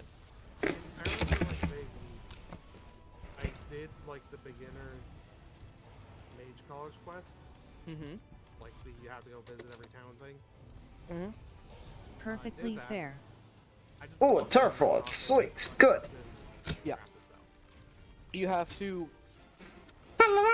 typically, no, that could have been added in an update, or that could have been added in a DLC. But typically, the only purpose of joining the Mages Guild was to get to the point where you had the Archmage's quarters, to where you had access to the Enchanter and the Mage Crafter table for free. still Oh, Yeah. hey. and the I'm not here for spellcasting you. one, you still had to pay the fee even in the mages, Fuck. even if you were the archmage, but it was at a discount. The biggest thing about Oblivion, and the only thing I have to say about it, and the reason I recommend it to people, Oh, come is on. because I often tell people this: if you like Morrowind, and you like the challenge that Morrowind provides, and that kind of figuring things Oh, out, come on. you know, quest style, if you can get deal with some of Oblivion's jankiness, and will recommend at least look up Oh, a you guide fucking explaining the different kidding stats, me? because I can't tell you how many people I have come to me and said, it was like, well, if the enemies are so hard, I go, have you been leveling up endurance for every level? They're like, no, I'm playing an assassin, a mage. Like, why would I level up endurance? It doesn't matter what your build is. You should always level up endurance, because just going up as far as 10 levels without leveling up endurance, you're easily missing out of 100 HP. So it's incredibly important. Maximizing your It's like, you see magicka that? I was halfway up regeneration that thing and he, versus he would still magicka, knock me down. like your base magicka, is better than leveling up your pure magicka. And there's a sweet spot that you have to do to, like, go from leveling up magicka, or your magicka regen, to switching into base magicka. Unless you have the Archonok stone, then you should level up base magicka, because regen is pointless to you. Willpower ain't, but you know, regen is. But Oblivion, to me, as I often tell people, it is the perfect mix between the streamlining of Skyrim, right, and the complexity of Morrowind. I disagree. Fuck. Like, There's no- if you need to look up how stats work or have someone tell you, just don't have that system. I mean, that's how Morrowind was. Yeah, and I'm not even willing to play Morrowind more than 3 seconds. Right. That's what I'm saying. It's the blend of the both. Because in Morrowind, there's not even a compass. I mean, Morrowind randomly generated too? nope. No. Or was that the one before it?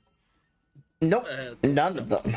None of them were, except for Daggerfall and its dungeons were. Daggerfall's dungeons. They're randomly generated. Unless it's a story dungeon, then it's scripted to have a set layout. Yeah, I think I'm thinking of Daggerfall then. Yeah. I remember one of the fucking Elder Scrolls they tried doing random map generation. Daggerfall has random dungeon generation. The problem with Daggerfall's dungeons is how big they fucking are. They are crazy big. They are way too big for random generation. And sometimes the random generation is a little fucky-wucky. Yeah, like you could be a level 1 and get sent in to kill fucking vampires. Good luck. Oh. Good luck, boy. Huh. No, it's more like, go die. Yeah. There is no luck. It's just simply... Yeah. It's just simply you will die in Daggerfall. Now, my biggest thing with saying that Oblivion is kind of the better blend between, like, it's the perfect stopgap between... I mean, I agree it's between Morrowind and Skyrim. I just disagree that it's the perfect spot to be in. Well, it's the perfect blend between the two. Because you still have your streamlining effects like Skyrim, so you still have fast travel, you still have your compass, you still have your quest markers. Yeah. You still have the, like, integrated level system, right? Like, you know, the enemies are still leveled to you. Which and I'm Morrowind gonna are be not. honest, I'm not a big fan of that most of the time. Yeah. Right. I'm not either, but it does have that like Skyrim. Yeah, Morrowind. there's naming all the Skyrim stuff. Mhm. It also has the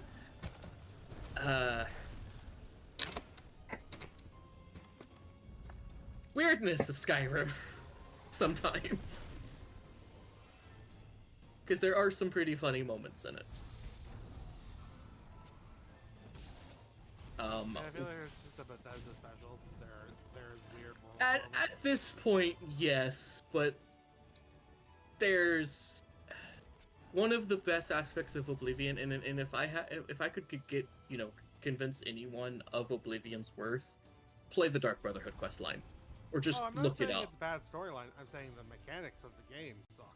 Well, the mechanics of the game are based because it was based off of pen and paper, but Well, that doesn't make it good. I mean, I think the stats do tell you what they do. That's not what I'm referring to. they don't. Oh, I could have sworn they actually like had a menu somewhere. Yeah, Well, okay, when you so- level up. They do. You can go into and you can read your character sheet, and they will tell you what they do. They don't tell you how much they actually contribute. Well, I mean, does like D&D doesn't either. Okay, so D&D has a chart that will tell you what if you have like a 15 in a stat, what that bonus is equal to. However, when Not you're much. playing, yes, but when you're playing Oblivion, and you're say playing a melee character, you actually have to have a set amount of strength to not only wield your weapons, but to just do damage to the enemies. If you don't have that, the damage is getting reflected back onto you and is you're just gonna get killed. I've never had damage reflected back to me. Not in Oblivion, But- not in Morrowind. Well, I have. Did Mostly the- in Oblivion. Mostly been fighting Daedra, but still. Oh! That's a special enemy. I know what you're talking about. That enemy actually has thorns. That's an actual Too spell many in to the game. Yes, most Daedra have thorns.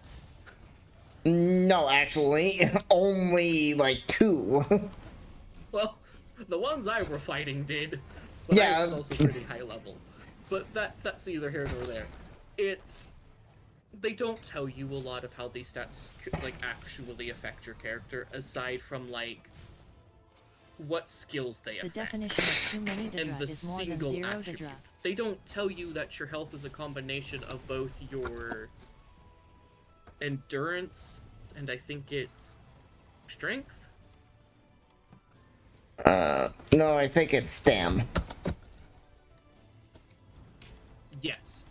Health is determined by your endurance and stamina. Like you get what I'm trying to say. Yeah. Oh They boy. don't go into that. They just go into like endurance's core attribute is health, and so on and so forth. It's the reason I say it has a bit of the best of both worlds is just simply because there's no other Elder Scrolls game. You know, for me to be like, yeah, go play that one and not Oblivion. Because I will admit, I can't play Oblivion for long without getting annoyed with the fucking characteristic system. Yeah. I don't mind the characteristic system, but then again, I grew up with it. Well, I don't think so. Here's my like philosophy on the whole like characteristic system. It's not a bad system if you balance it and you actually explain properly what these characteristics do. So, but like Oblivion, it doesn't. And there is a point where if you are playing on normal difficulty, like, nowhere in the game, except in the loading screen, does it tell you, like, not even as an NPC dialogue, nowhere in the game does it tell you that Ghost can only be harmed by magical weapons. Or silver. Nowhere does it tell you that. I know in Morrowind that is actually something it does tell you. Right. And you can go in Morrowind and you can talk to some NPCs, especially once you get to the areas that actually have Ghost. And they'll tell you how to damage a Ghost. It's also in the loading screen. One quest will even give you a magical weapon to fight a ghost. Because that's literally the quest. They're like, oh, well, you probably don't have a magical weapon, so here, take this fire dagger. Yeah. I mean, it's a piece of shit weapon, but it's at least a magical weapon they give you. Hey, partner. Oblivion don't do that. I know. And there's a lot of other stuff about Oblivion that just, if you don't know it, it sucks. Because, like,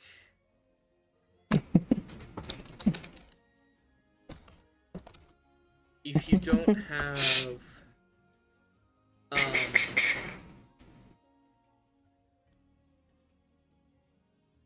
oh yeah, I forget that's a mod. What? The characteristic overhaul. So let me guess, that one makes it, the characteristics, like, easier to understand or something? It changes the icons to make them look better. It also, rebalances the characteristics so you can actually play the game. Oh. Without needing to, like, min-max your characters constantly to play at higher difficulties. If that makes sense. It makes sense, yeah. Because the enemies scale with you, and suddenly you got bandits wearing Daedric armor, and it's like, how the fuck did you have that? Well, Danger it's... and raiding, you see. Yeah, that makes sense. Believe it or not. Well, if you haven't closed all the portals, it does make sense. Yeah, the bandits gotta survive somehow. That's gonna be shanking a few Daedra, I guess. But it's, Well- so, like, as an example, when you go to select your race, they don't tell you anything about your race. I mean, you know, like, they go into things like, oh, well, the Nord could resist frost, or the Dark Elves could resist fire, or that Argonians and Khajiits are really known for being thieves, but they don't tell you that the Argonians could breathe underwater. I'm imagining they also don't tell the Khajiit have night vision. Nope. Well, they have Cat Eye, which is a Really bad buff. a really terrible buff because it has such a short duration that So it's not even the Skyrim version where it's just dark vision.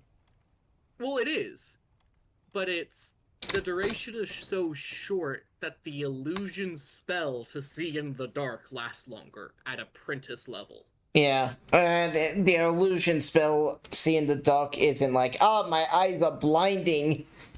Yeah, it's not like they're a bright blue like they are in Oblivion. Yeah, it's literally, it's like they just put in a blue filter and cranked it up to 11 because it's like, oh! And turn up your contrast. Yeah, it's like, oh, my eyes, it's too bright! And heaven forbid if you walk outside with it. Flashbang! See. You get an instant flashbang on the loading screen. It's just like, ah! Meanwhile, the illusion variant of the spell is just, they up the brightness of everything. It still has like a grayish tint, I think. But, like, that's a heck of a lot nicer to look at than Cat Eye. Yeah, They also don't go over how, like, the Altmer, Argonian, Balsmer, and Redguards are resistant to disease at all. Thought Argonians was just flame immune. Not in Oblivion, they were just resistant, and Okay. that's because there is no coded. There's coded in diseases, but they have a very low chance of actually contracting them. Like, you have a very low chance of contracting them if you're wearing clothing. Yeah. I know diseases were more important with Morrowind, where... Right. The biggest thing with Argonians being resistant to disease is that poison was treated as a disease due to a coding bug. And because they couldn't fix the coding bug, they just made Argonians resistant instead of immune. Which, I mean, is fine, I guess. Like, I know for, like, Argonians not being immune in Morrowind was because part of the main story did require you to catch one of the diseases. Yes. Which, I mean, they could have just coded that disease to be, like, special in its own thing. Yeah. But I digress. Kinda like that one poison in Skyrim Yeah. that you killed the Emperor with. Yeah. They also don't tell you that orcs, their berserker ability, drains the agility characteristic of everyone you hit. Really? And it's the only way to get that effect. It is the only way to drain your enemy's agility is to use your berserker effect. Okay then. Orcs better than mages officially. As well as not only being resistant to diseases, Argonians are also resistant to poison along with Redguards. Redguards also have the highest base one-handed weapon skill. Which, I mean, I guess that's to be fair. Sword.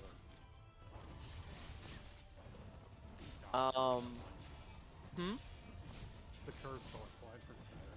Oh, yes. Probably the best birth sign in Oblivion is the tower. If you just simply won't, you know. My favorite is, like, when people were memeing on, Skyrim, and it's like, because, oh, no, was it Skyrim or Oblivion? No, I think it was Oblivion. Somewhere, Anyway. one of the games, they said penis in there, in one of the lines, so someone just kept, like, saying, like, would mishmash all the words, and they would constantly say penis. Well, the reason the Tower Stone is the best in terms of base game Oblivion, as it is the only way to get the reflect damage effect that is not from the Shivering Isles.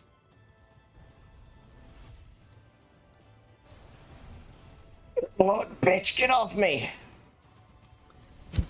However, if you have the Shivering Isles expansion, the tower also gains the,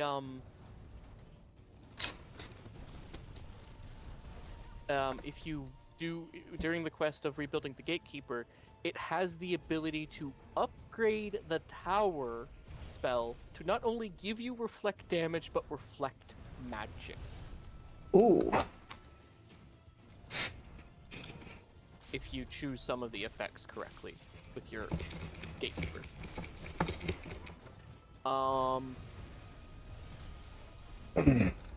not going into classes. That's a whole different system. I only play one class. Adventurer. If you want the best starting, like there is over 5,460 different class character combinations. Just pick one you like. However, this thing does state, if you plan on playing a class, do not pick the pre-builds. Do not. Why in particular? Same reason in Morrowind. How the level up system works is you have to level up your major skills. Now, unlike Morrowind, all you have to do to level up in Oblivion is level up your major skills. So, what you do is like your crafting skills, like your alchemy, enchanting, like the things that you're not going to use a whole lot of on your character, but you still want to use those skills, right? You make those your primary because they don't level up as often. You're not going to speed through levels, which is going to cause you to basically deal with issues like you're technically X level, but have this level gear. Or you're this level, but have like level 5's version of one-handed weapon skill. Does that kind of make sense? That's also the power game. Power leveling. No, it is the power level. It's to prevent the enemies from creeping over you. It's to prevent the enemies from power leveling over you. Yeah. You can power level in Oblivion, and I can tell you how. Pick acrobatics and athletics as your main skills. You'll fucking level up like no tomorrow. Because you just get XP for existence. Yep. Well, kind of. Athletics is only leveled up by jumping. Which, it's a game with travel time. You're jumping, motherfucker. And running. However, acrobatics is probably a little bit harder to level up. You have to fall off of things to level up acrobatics, and you have to take fall damage to level it up. Really? So, yes. You actually have to hurt yourself to level up acrobatics. So, what you're saying is, I need to get to the top of the White Gold Tower and just jump off it repeatedly. I would kill you, but yeah, go with that. Minor inconvenience at best. The reason they say to only create a custom class is because many of the basic classes aren't scaled to prevent enemy creep.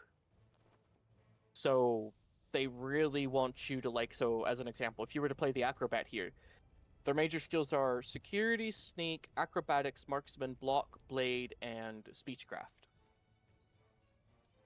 Now, I can tell you some of these skills are redundant. Okay. Right? Because security and sneak both take dexterity. You only need one of them. Having 2 dexterity skills is pointless. Mm-hmm. Because of the whole level up equals that thing. Well, it's... So, each time in Oblivion, each time you level up a skill, you get a +1, basically, to the governing characteristic. Now, if you were able to level up more skills under that characteristic before you level up, the bigger the bonus. Okay? So, if you were to say level up sneak, lockpick, and archery, those are all dexterity, or agility. So, if you were to level up those 3 skills, say 2 levels, right? 2 levels each. And I'm only doing this low because it's easier for me. Yeah. So that's roughly gonna equate, here, I'm terrible with math, so roughly gonna equate to like a +5. Let's just say. Which is your highest you can get. Which is the highest bonus you are going to get. And so when you go to level up, Well, because you're playing a dexterity-based character, when you click that level up and you click agility to level it up, you get a +5 to it. And that's how you basically do what's called efficient leveling in Oblivion. Yeah. And not everyone likes having to do the math hoops when playing this game. Yeah, that's Really? literally what I'm referring to when I say I hate Yeah. the leveling system. And you're not the only one. even fans of Oblivion hate it Yeah. because they I do love it the backwards. rest of the like concept. Like the Yeah. Oblivion Crisis is interesting. The story is, from what I've seen, interesting. The various side missions are interesting. It's really just like the combat is dated, so I don't really give a shit.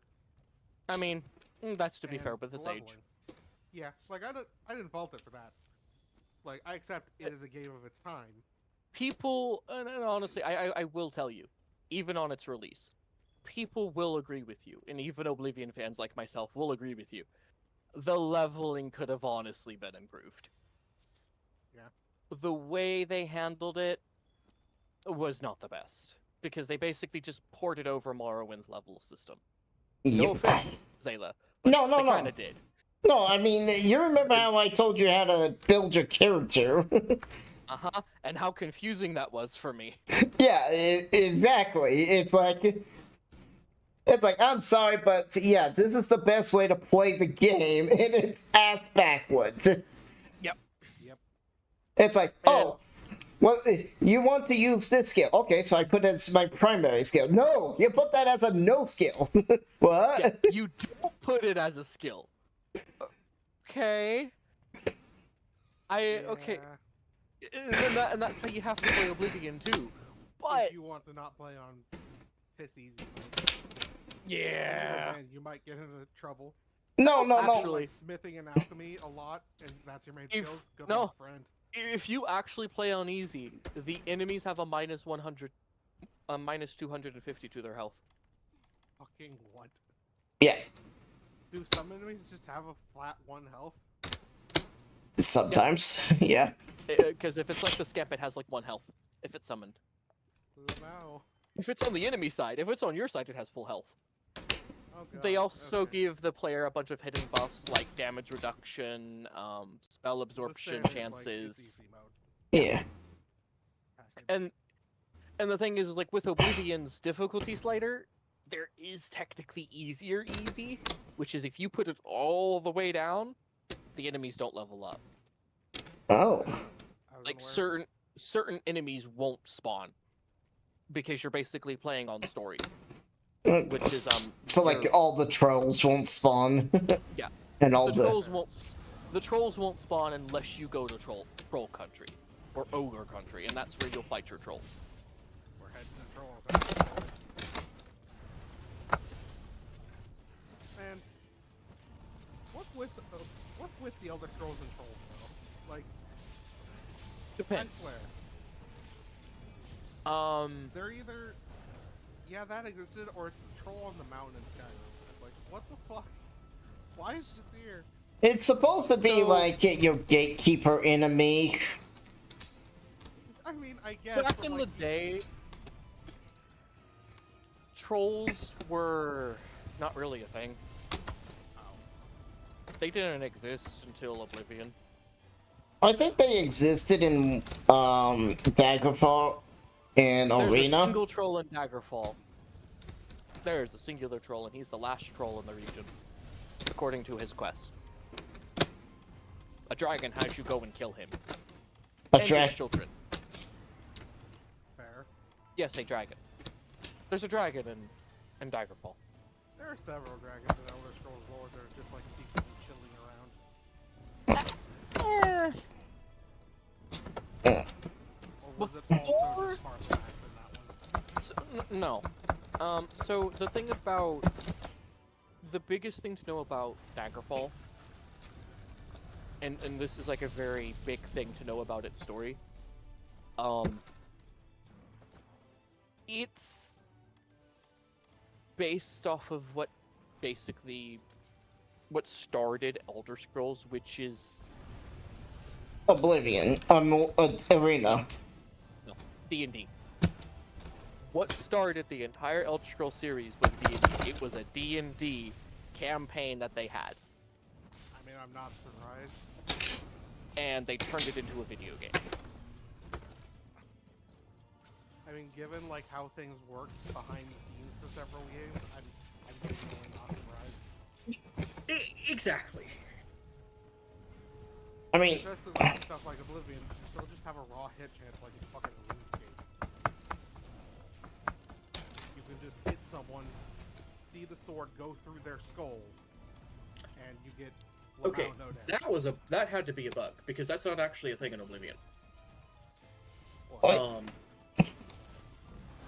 I mean, I know there's like the bugs with like Ultra and Skyrim, where it's like you'll shoot your arrow, you'll get the kill animation, and then it will hit a rock. Yeah. Was Oblivion the one that ended hit chance? Yes. Yes. Yes. It has To a be hit honest, I don't chance, remember. but it's only for magic, and that's just to That's represent probably the what I remembered because I'm a mage, typically. right. And that's not the enemy, and that's not a hit chance. You did hit the enemy, but all enemies have resistant. Like there's a resistance to Like your willpower, I think it is, Yeah. actually determines how resistant you are to spells and spell effects. And depending on what you're fighting, if you don't build your mage right, you can't fight it. Yeah, I know. Um, I know most of the things about Oblivion's like existence. I just don't play it because of that. I don't care enough. That's fine. Like, I don't. or just like Zayla doesn't really fault me for not being able to handle Morrowind all that well. Yeah. Like, I like Morrowind. I did take nuts, by the way, Zayla, to the end. Oh, really? He killed Dagoth. However, he killed him with...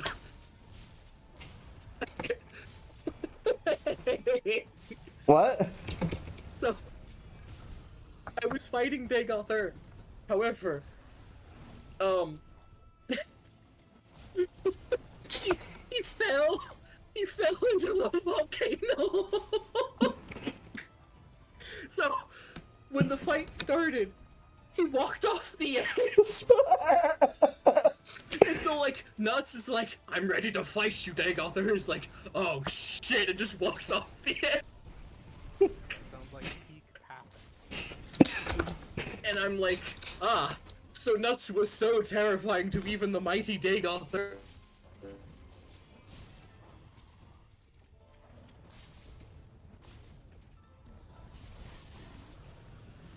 Kind of surprised God can die to fall damage, so I guess it's a requirement. Dagoth isn't a. Well, I guess you could describe him as a god, but He's a living, avatar. yeah. Same difference tonight. Slightly. Same thing. Basically, yeah. You're not wrong. It is basically the same. It's just it's just a bit confusing sometimes. It is. Yeah, Elder Lord can be like that. But Dagoth's biggest thing is like the reason he can die to fall damage is because he's literally falling into lava. And he's not coded to be immune to it. I mean, technically, Dagoth, if you have enough damage, it can just be powered through his regeneration. Yeah. Like, if you drink 100 shroom, I mean, yeah, if you drink like... It's like, if you drink 100 skooma before his fight, you'll just, like, one-shot him. What's Yuma damage buff? Yeah, it rises all your physical stats at the cost of your mental stats. Yeah, by lowering your mental So, stats. Kuma is PvP. Yep. It's also illegal. Yeah. People, So is PCP. Skooma will refuse to, Skooma will refuse to talk to you, yes. If you drink enough of it, or do a little of it, yes. But people will actually in Morrowind will actually refuse to talk to you if you have it on you and stuff like that. Yep. They just know. They do They can because smell it.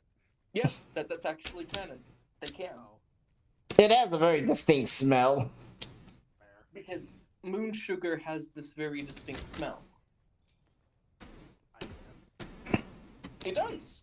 Like I had gotten moon sugar off of a smuggler, and this merchant would not talk to me because I had moon sugar on me. Out of wonder. going on? It's made from moon sugar and something else. I don't know the other ingredients other than it's moon sugar and Yeah. something else because I think it At least changed. it's not a piece of cheese and a cheese wheel to make a potion of fire resistance.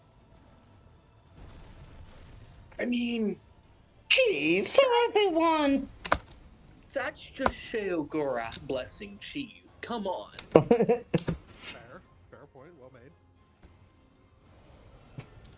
I think the funniest health potion combination in Skyrim to me, and I don't know why, it's the fact that if you take wheat and just a mushroom and just grind it together for a few minutes, you get a basic health potion.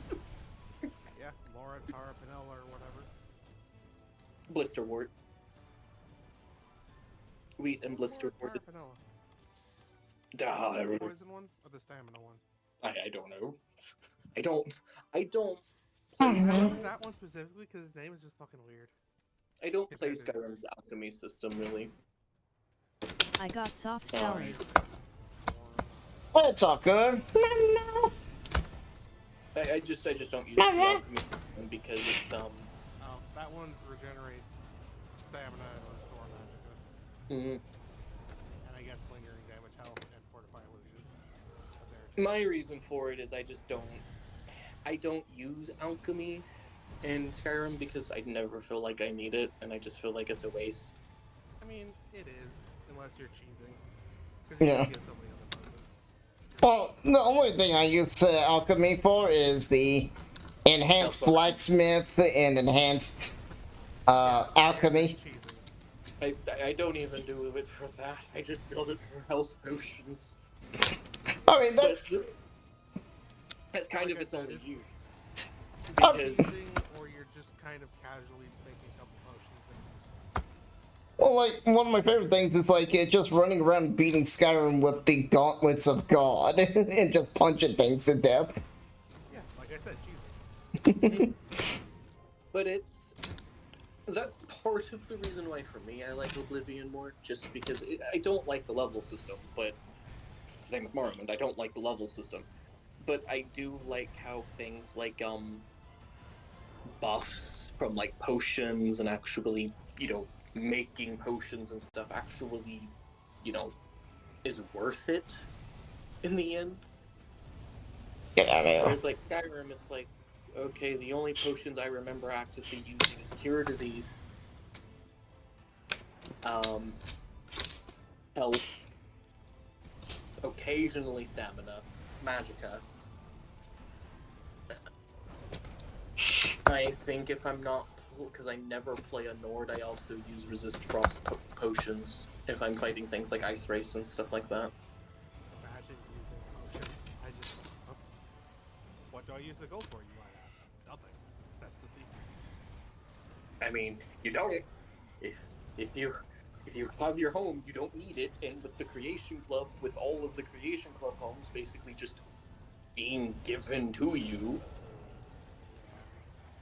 Get out of here. it's kind of like, I see. Yeah, Creation Club sure does exist. Like, don't get me wrong, I like it for what it was. Like the concept behind it, right? Yeah. Having I think community. it's just like, can they stop updating the fucking game now? For me, at least. Like, the game is like, what, 11 years old? Can it not update now? Can I just keep my mod list safe? No, they gotta release the game 5 more times before Elder Scrolls 6 comes out. Yeah, no, not 5 more, 20 more times. Get it right. Come on, don't you know Todd by this point? They gotta release it until like the year 2023, where like all the people who were like kids playing Skyrim are now like the boomers. Yeah.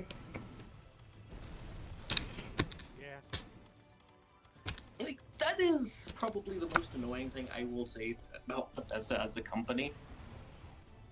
They don't make games. They don't anymore. I mean, I will say, like, Skyrim, Todd said it best somehow. because you idiots keep buying it. Yep. Like, Yep. I can't fault them at that point. That's logical. That's business. Like, I will say, yes, I have bought Skyrim, I didn't come, it's just thick and soft on and my twitching. console. Oh, I'm sorry to hear that. Wow. I know I you're think that talking was to the me, message. yeah, but that was just perfect timing. Yeah. I bought Skyrim. I'm sorry to hear that. I mean, he's not wrong though. No. Like, honestly. Like, I'm not saying Skyrim's, like, a good RPG. To be honest, it's not, in my opinion. It's I mean, not. Here's the thing. It's less RPG, more just an action adventure game. Right? I mean, it's fine. Yes. I It's a think point and the click logic of adventure. why it exists. It's kind of like a point-and-click adventure game at this point, really. I mean, so are most action adventure games. Yeah. Yeah. Looks at Assassin's Creed, you literally just look at a dude and he dies. by I don't pressing even one play button. Assassin's Creed. I haven't played it since, like, Brotherhood. Yeah, that's last time it was good, so fair enough. Yep. Brotherhood I was. think... Wasn't, what's that one where you get to play as you flip between Altair and Ezio? I don't know. Is there one like that? Because It's like the last one they did for Rogue. Ezio Auditore. No, it's not Rogue. Because Rogue. not like- Rogue. What is it? It's the one that Revelations. Revelations. Yeah. Revelations. No, I I played like one Assassin's Creed and I was like, wow, I don't see what the hype was for. So the first 3 Assassin's Creed: Assassin's Creed 1, Assassin's Creed 2, Assassin's Creed Brotherhood. Revelations, kind of, if you want the end of that story arc, right, between Ezio and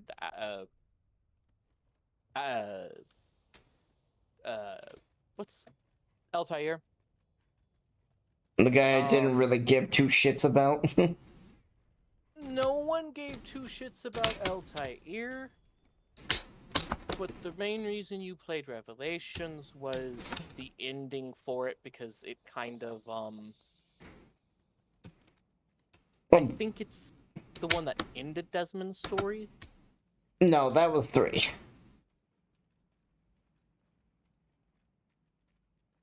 3 where you Right. played the annoying Yeah. Indian that no one Played as liked. where you played as the whiny Indian. As a Native American, I felt insulted because he complained so much. I was just like, I hate this, I hate that, I hate this, and like, The whiny Indian I mean, it's LOL. almost like that was one of the big criticisms of the game. Like, wow, you guys sold this as like, oh yeah, we're not doing just generic dude, white dude. He's one of the most annoying motherfuckers in reality. yeah. Yeah, and he like hates everything. It's like, okay, if you hate this, why are you doing it? Good question. He's like, I'm not here to help you, Washington, and then he's like, he just does it. Washington, let me bend over backwards to polish your shoes, my lord. Please, Washington, step on me so you can cross this puddle. That's literally how he turns into. I I never actually played it, I just heard about it. No, he doesn't have any development. He's the same bitch as he was in the very So- beginning. Basically, what happens is he talks about how he doesn't want to help Washington and his men in America in their Civil War because it's not his fight. He's willing to help them because, and the only reason he ends up helping them is because most of the Templars are, British. well, British, but they're working against the revolution. So oftentimes it puts him needing to use the revolution to reach an end. He needs their resources, basically. Right. Now, this is fine. I'm really Up stuck until gawking you and fawning get over to you. the DLC for 3. I didn't even know it had what? Yep. It Oh, does. Washington, King Washington, or whatever it is. Yes, it deals with the alternative history. Now, back in the day, history, for those that don't know, Washington was offered to become America's king. Because America still wanted kings. And we almost had a German It's king. almost like the American founding fathers didn't actually really like democracy as a concept. Little known secret. They didn't. No, it wasn't the... So, America had two factions. They had the Founding Father faction, and then they had the Crown faction. Which is why slavery survived up to post-Civil War. Because the Founding Fathers actually wanted to get rid of it, but in order to get the Crown faction involved... I mean, who are we counting as founding fathers versus crown? Because there were quite a few founding fathers that owned Founding slaves. fathers is basically the ones that you know. the ones that signed the Declaration. The Crown faction,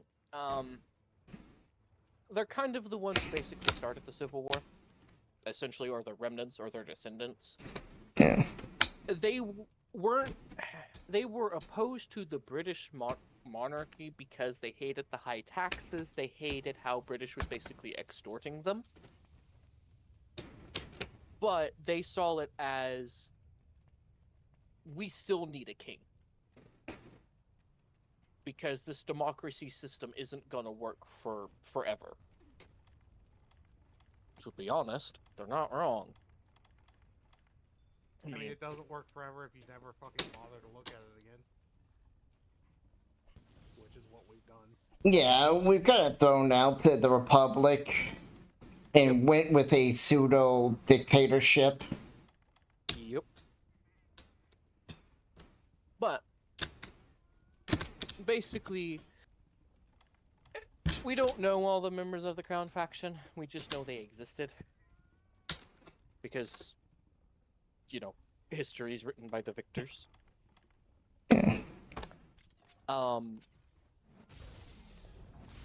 But, like, one of the biggest arguments of, like, why they wanted to keep slavery was because, well, it was too tied into the economy. I mean, I think several founding fathers like George Washington and Jefferson would agree. What? Both of them wanted that, and Jefferson even freed his slaves once he died. Yep. He granted them freedom once he died. I think he was even married to a black woman. Oh, I don't know. No, he wasn't married to her. He simply fucked her. Yeah. She was his slave. I believe. Regardless. Sally Hemings. Yeah. But Yeah. it's basically, in 3, they have a DLC where it's supposed to be like the what if George Washington actually became the King of America. And he became a tyrant. And you know, because he was corrupted by the Apple of Eden's power, he became a tyrant. Okay.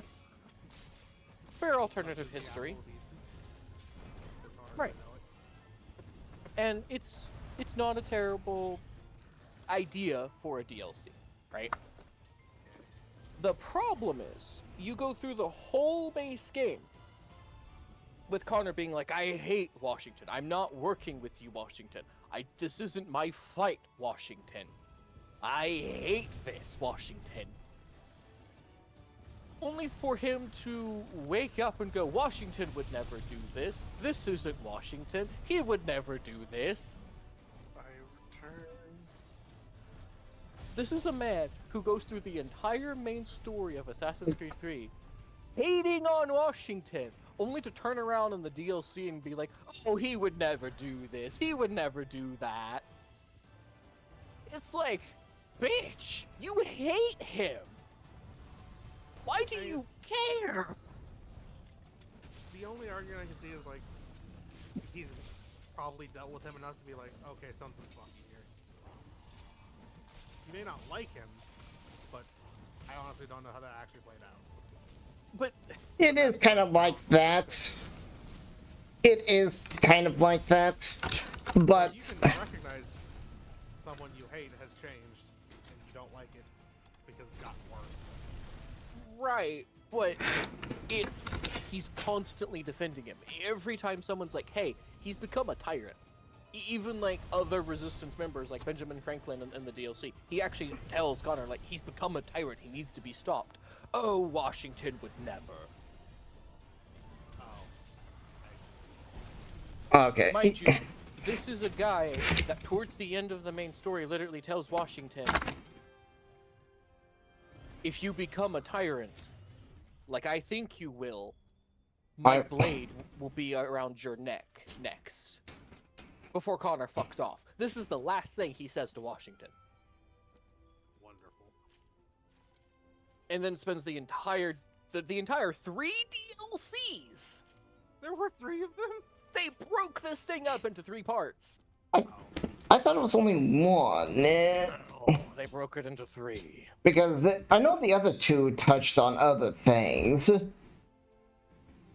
Like, one was about more of like the boat aspect of the game, and more about the mini game of the boat, not use. That's Black Flag. No. 3 was the one that introduced the Black Flag aspect. Or in just the naval combat. Yeah. Which, to be fair, Black Flag is actually a good Assassin's Creed game.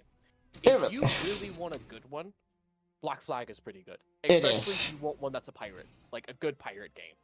That- All I've heard of Black Flag is like, okay, it's not really an Assassin's Creed game, but the Nope. pirate stuff is really fucking cool. Best That's all I've heard. best take. So you few you people are a like Black Flag. pirate. You are a pirate in Black Flag. You are not an assassin. You are never indoctrinated into the assassins. Yeah. Yeah, that You still That's do what the they say all assassin the thing.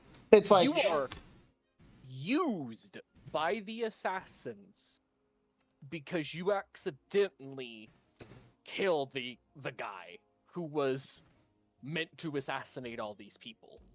you killed the turncoat. Yes. And you didn't know this. And he was Kind of turncoating he was turncoating from the assassins to the Templars. Templars. Because basically, so just like in 3, basically the whole reason why, like, so Connor's dad used to be an assassin. And in fact, when you play the opening of 3, you're playing his downfall into becoming a Templar. Yep. And the whole story of this is because Connor's dad and 2 other assassins basically see something known as, like, I don't know how to explain these precursor ruins, but basically there are these series of precursor ruins that the Apple of Eden in America open. When these temples are open, they restart the catastrophe that brought down that ancient civilization. And this would end the world because they can't recover. And, like, these are massive, like, world-breaking earthquakes. I wonder. Like, I think the one that they reference is, like, the reason why Venice is partially in the ocean. okay. Venice used to be on land more than what it is. Yeah. And there was an earthquake, a massive earthquake that devastated the city a long time ago. That sunk a good portion of it. And basically in Assassin's Creed, this was caused by the assassins fucking with precursor technology. Wonderful.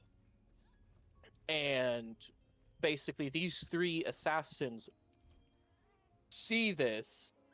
Some just hear about it. But the guy you play as in Rogue, he sees this firsthand, tries to tell the mentor guy from 3 that And I kinda we wanna can't hold mess hands with with these you and rest artifacts my cock on anymore. your Like, face. we don't need to be using it. I only say it's the guy from 3 because they look similar in terms of character models. I understand it's probably recycled assets, but this is just the easiest way for me to explain it. No, I was saying no because my chat said something and I was saying no to that. Oh. And I can't really pause it or mute myself right now because I'm. You're fine. I just heard you grumbling about something, and I was like, well, I'm sorry. I'm doing my best to retell these stories. I haven't played these in years. No, it's like. Sorry. Oh, it's all good, all good. Yeah, it's just. For some reason, now when I'm going into a fight on this game, it's dropping me right and straight in front of the boss, and the boss is just chewing my ass up before I have a time to pre-pot. And it's like, Oh, you need hiring. yeah. But basically, That's just a mechanic it can do sometimes. I've done it 100% of the time. yeah. So basically, each like. So these three.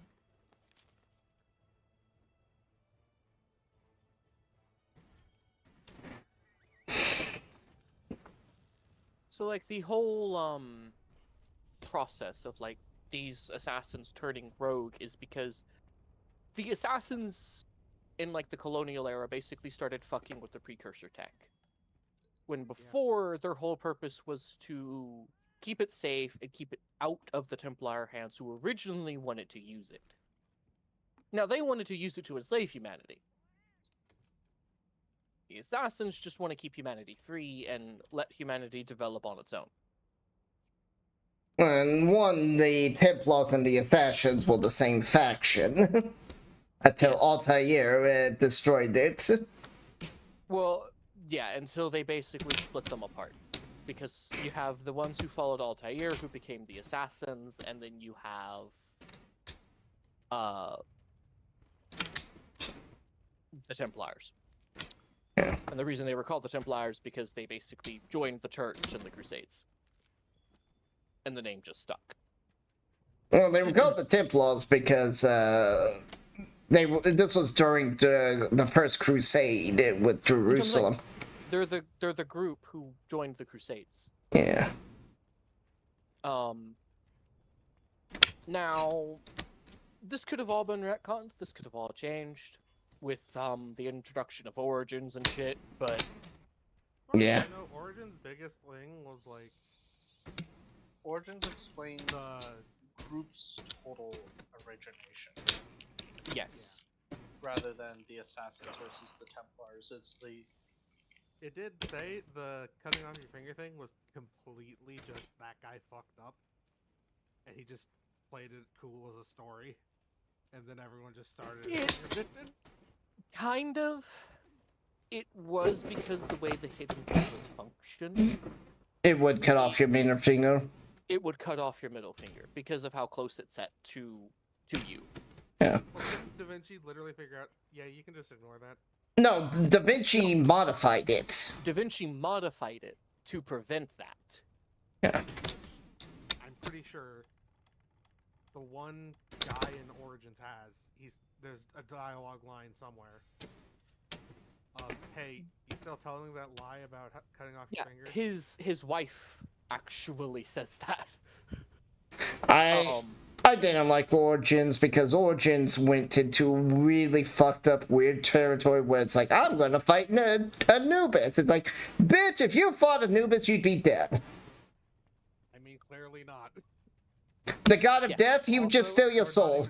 even- Well, again, It's also It's- not really Anubis, I think. It's it's just something that looks like it.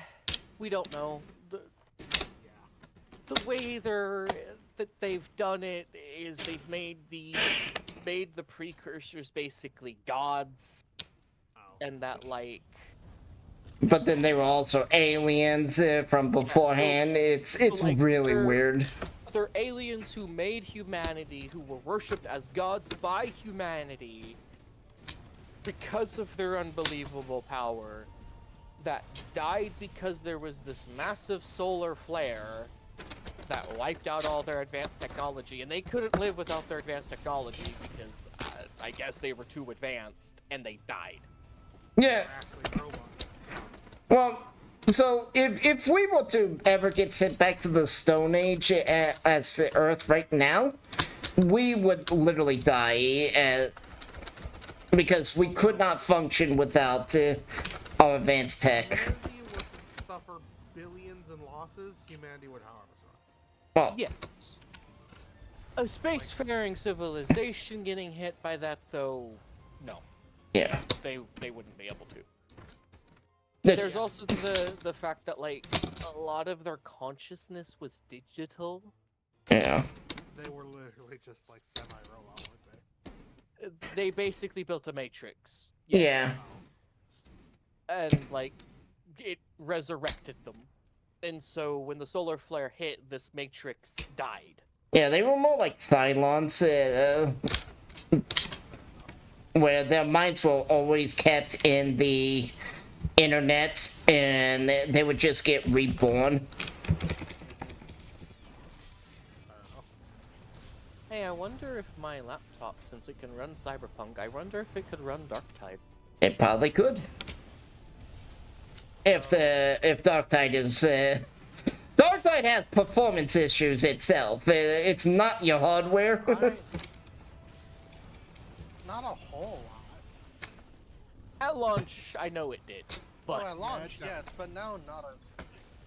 So I- it's issues. I won't lie, but it's not. My biggest issue Boring. with Dark Knight is they just refuse to fuck off with the crafting system. Or, more accurately, the complete reversion of lessons learned from Vermintide. yeah, they don't really from what I've heard, it's like they didn't They actively took things backward. Yeah, they did. It's like Vermintide got so many things right, and they're like, especially "What's that?" Vermintide 2. Yeah, Vermintide 2 got so much right, and they're like, "What's that?" And Vermintide 2 is such a good game. Toss out everything good about Vermintide 2, and let's bring in really shitty stuff. Yeah.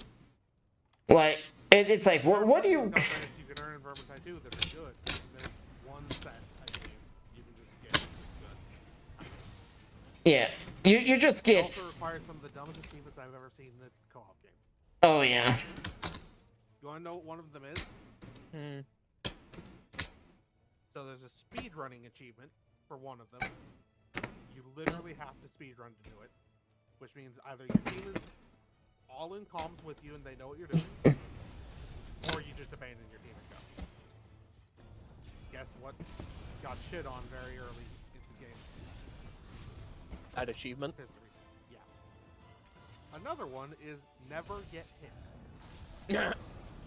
I mean, In a Tide game, where they just randomly spawn dudes behind you.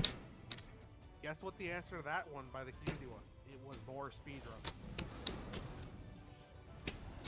one of the dumbest ones I saw was like for the veteran. It was like, throw a grenade and have it detonate, killing 6 enemies without it touching the ground. That one's honestly just like you have to be in a specific spot waiting for a tide and just know where to throw it. It's not that Yeah. hard. It's just like I got it literally accidentally because there's a horde over there. Yeet. Oh hey, it's you. Like it's very easy compared to some of the other ones, at least. Yeah. Okay, There's got also a complete about face on. Hey, we're gonna add bots so you can like play solo again.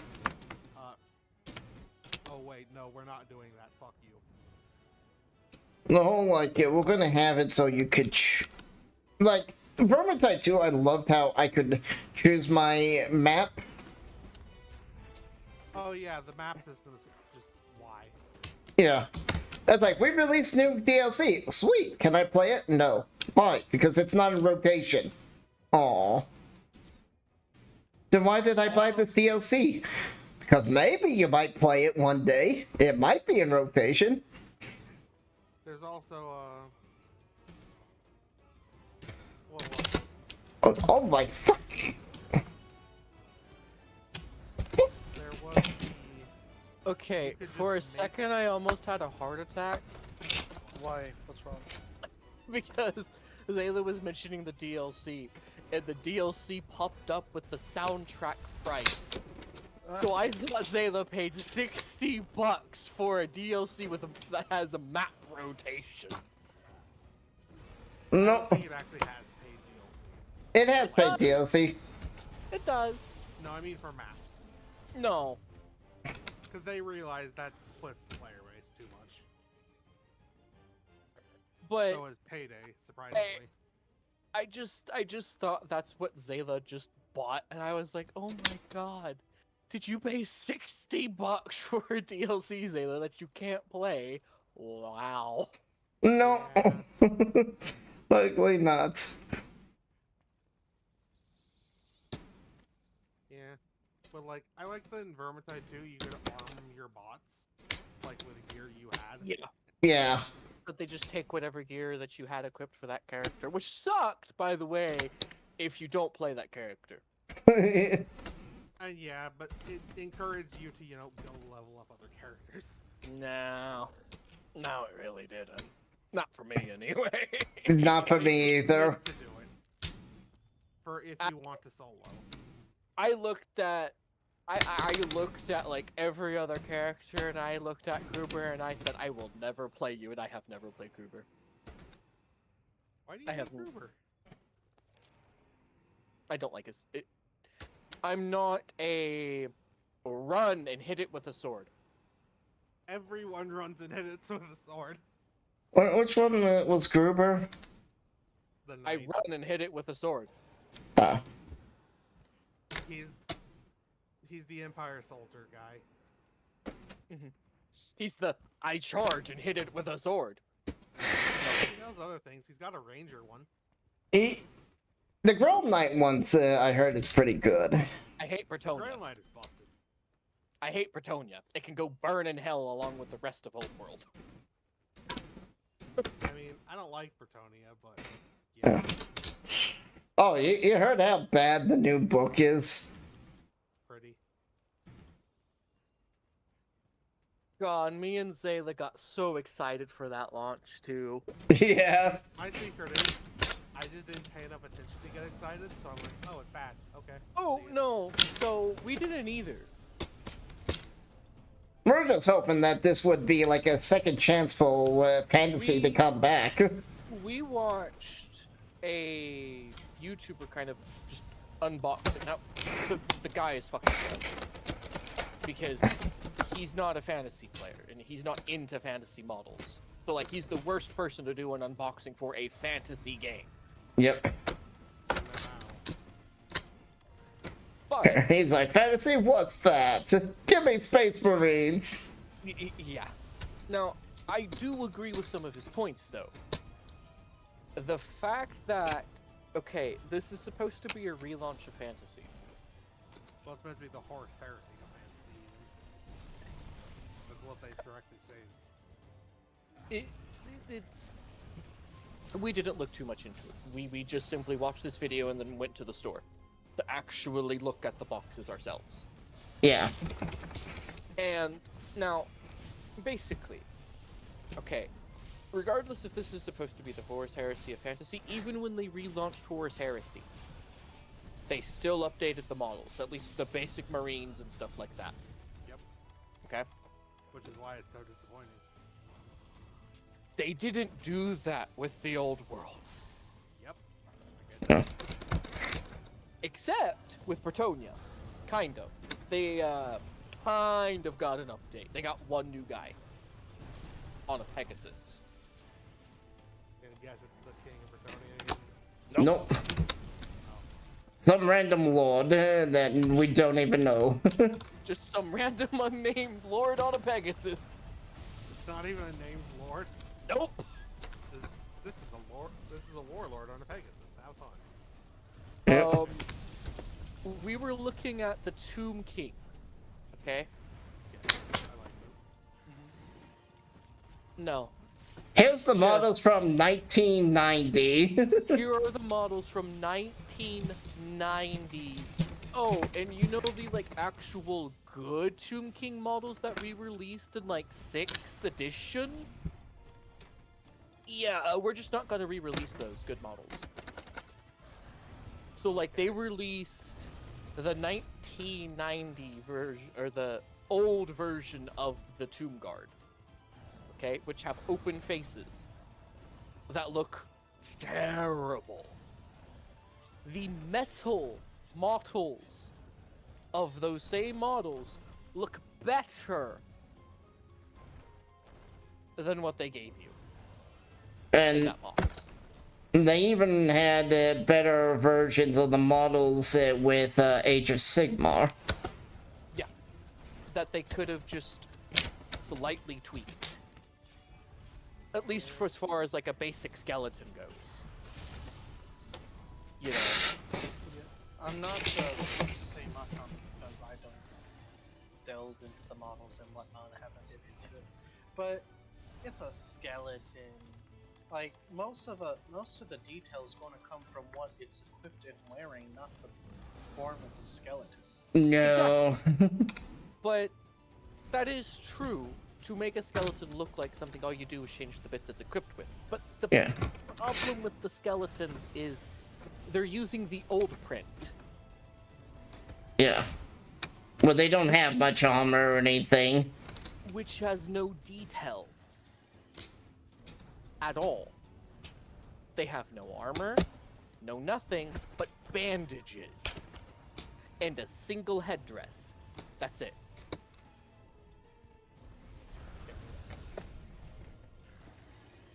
In the later editions of Warhammer Fantasy, because me and Zayla were looking at the models to actually figure out, like, what the fuck was going on. Because Zayla didn't play Two Kings, and I'm not... by the time I got into Warhammer, there was no fantasy. Yep. There was Age of Sigmar and 40k. Yep. And I got news for you. When I saw 40k, I said, that's stupid, and got into Age of Sigmar.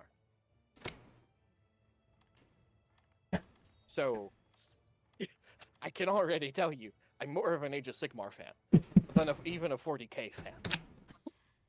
Yeah, fair. Each to their own. I've personally liked 40k more than Well, Sigmar. Not Sigmar Fantasy. I haven't delved deep into Sigmar yet. Sigmar's But a high it's- fantasy setting, to explain it simply. But the biggest thing is my introduction to 40k was the video game Space Marine on the Xbox 360. Yep. I watched the intro in where they go, in the grim darkness of the far future, there is only war. I said, that's stupid, and turned the game off.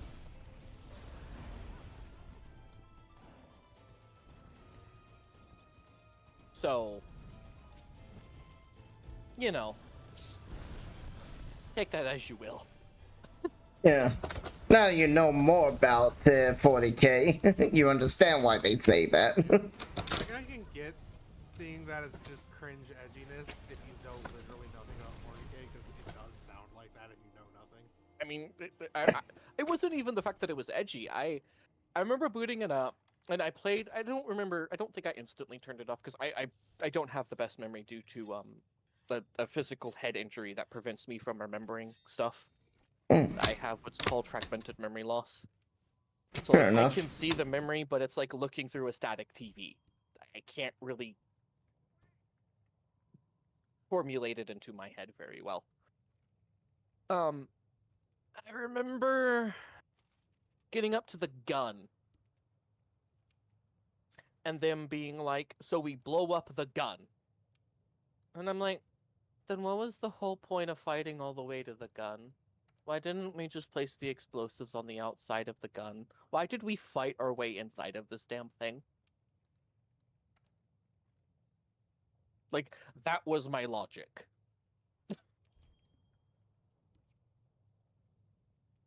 And I'm like, okay, so we blow up the gun to call reinforcements. Okay. I guess that makes sense. It's shooting down our guys, I guess. Nah. No, we never call in reinforcements. I'm gonna be honest, I've never actually played Space Marine.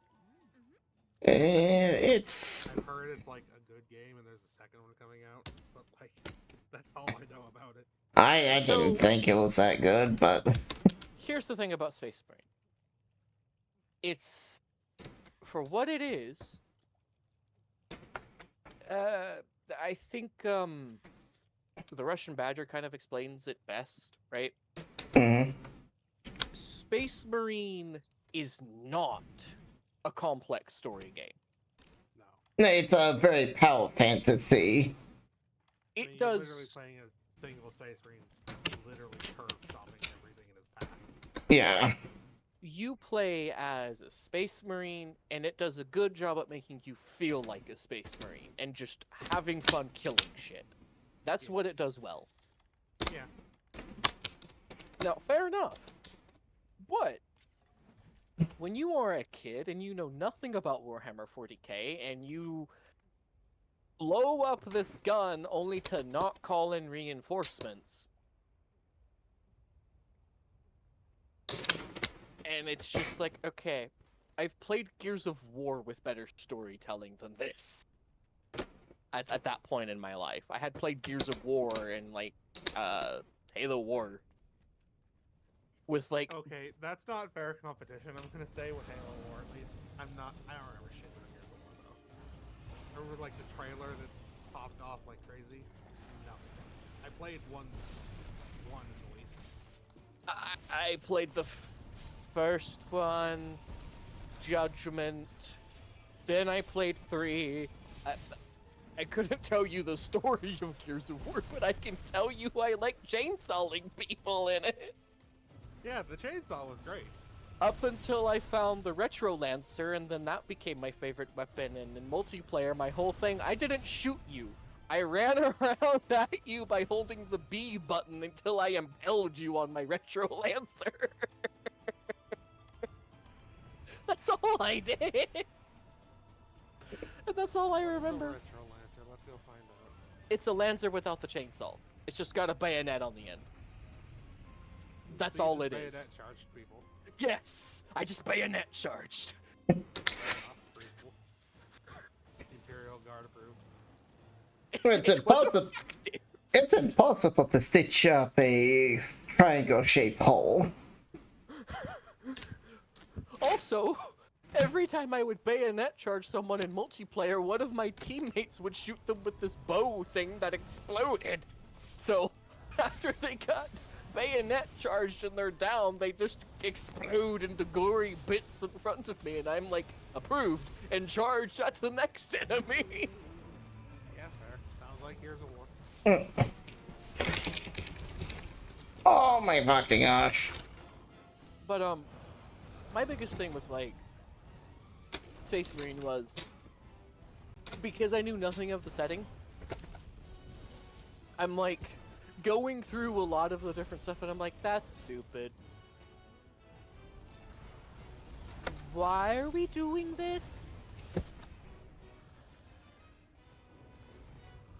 And then, like, it gets to the guy with chaos and summoning demons, and I just, like, okay. Where did these guys come from? War. What? You don't know what that is? Too bad. I didn't. The game was like, what's that? You never played this? You don't know anything about Space Marines? Tough luck. You should have. It's like you didn't know 50 plus years of Warhammer lore? Fuck you, newcomer. I mean, hey, at least it's not Fire Warrior from what I've heard. Oh. All I've heard is it's got that problem, but even worse. Okay, Fire Warrior is like the first game, more or less, for Warhammer. At least the from what I first can- first-person tell. shooter. Yeah. It's the play first PAL. it's the first non-strategy game. Yeah, Don. Yeah. Oh my gosh. Well, there's also Armageddon, which used to be on a floppy disk. But they were all strategy. Oh! So it's like, not knowing any of this, I like. Bitch, can you please stop? I remember the last thing I ever said to Space Marine, I'm like in a firefight with a Chaos Space Marine because the only gun I used was the bolter. Kinda didn't know I could grab other weapons, so I never did. Lamau. I was like, So I what have. you're saying is you spanked him to death from what I know of Space Marine. I don't know. I just remember being in a firefight with a Chaos Space Marine, and I was like, you know, maybe the guy we're serving isn't really all that good. What if these guys are just here to liberate these people? Eh, y'all can have the planet. I'm done with this game. I took it back to GameStop the next day. I mean, you're not wrong. They are there to liberate in a way, and enslave in another way. I didn't care.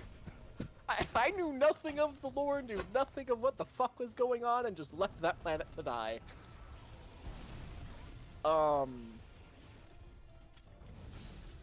It wasn't until way down into the future, I'm like watching YouTube, and this guy comes across my recommended feed called Master Rothless.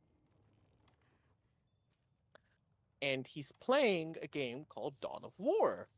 It's like, why not? I'm bored. Because he didn't put Warhammer in the title. He just called it Dawn of War, Soulstorm, Ultimate Apocalypse. Or Dawn of War, Ultimate Apocalypse, or whatever.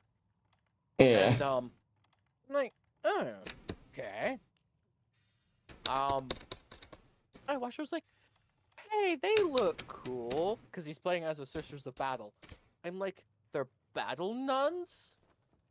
They have angels? So, like, I kept watching his videos because I didn't know what the game was.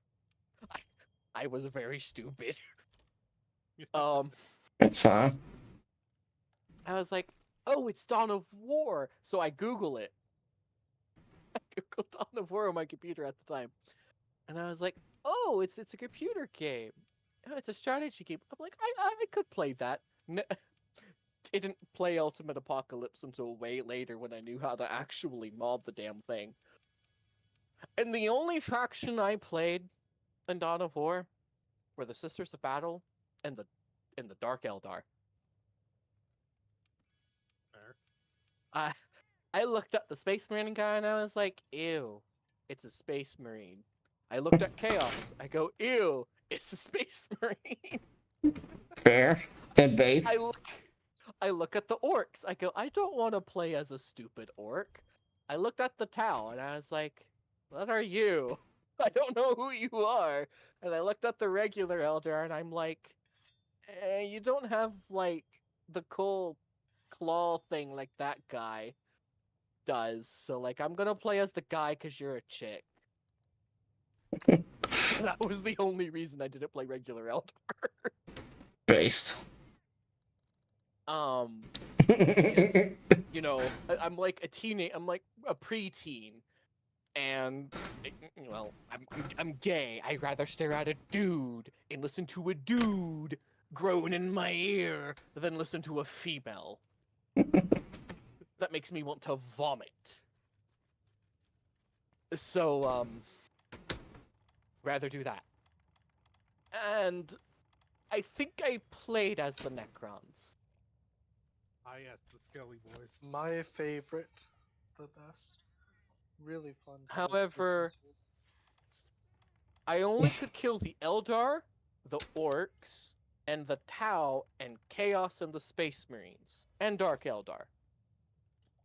I never killed the Sisters of Battle. Just left them on their little moon. No, the tower on the moon. Yes, I know that, Zayla. It's a tiny planet, and it's practically a moon. I leave them to their tiny little planet, and I was like, they could have the tiny little planet. I'm done. And then I went back to playing the Sisters again on, like, the whatever difficulty I selected and, like, killing everyone again. Mm-hmm. I only played the Sisters. As you can imagine, what got me into Warhammer. The Sisters of Battle got me into Warhammer. Which isn't what I typically hear. It's not often the sisters. I'll admit the sisters got me in as well. They got me into it because they had angels. Mm-hmm. And, well, my name is literally Angel. Like, hello. Like, huh? Damn, I can play an angel here. I can play me. Mm-hmm. Wait, like your actual name is Angel. Yes. They legally changed it. I can't tell you my dead name because it will trigger my PTSD if I say it too often. I was just like, that's an odd name. Who the fuck names their kid that? It's like, oh, they didn't. It's to kind more of explain common it. than you think. Yeah, it's more common than you think. It's typically a Spanish name though. Yeah, Like it's Angelica mostly like a Angelo. Spanish name. Yeah. Spanish version, yeah. Okay. But it's my actual dead name. I literally call it a dead person's name because I have died. And there is a statement in my medical record that states dead. Okay. I died in a car crash and my heart self-defibrillated itself. Fair enough. Basically the individual who identified with that name, with my dead name, well, as the way I put it, they are dead. And they can stay dead. Yeah, reasonable. Yeah. Yeah. Like, I know the term dead name from just existence at this point. Mm-hmm. Well, it's common in, like, the trans community and stuff like that, too. Yeah. I have a few friends who are in that, to say the least. I'm just gender neutral. I don't give a fuck about my gender. Yeah. Other life. Gender is, annoying, to say the least. Yeah. I mean, I actively wear skirts because they're more comfortable to wear than blue jeans sometimes. I mean, I wear khakis for that. Where's the dude back with a kill? I have a kilt. I actually have one. I wear a kilt Like, too. I don't think it is going to disagree with you. Skirts are probably more comfortable than pants for dudes. Like, there's a reason.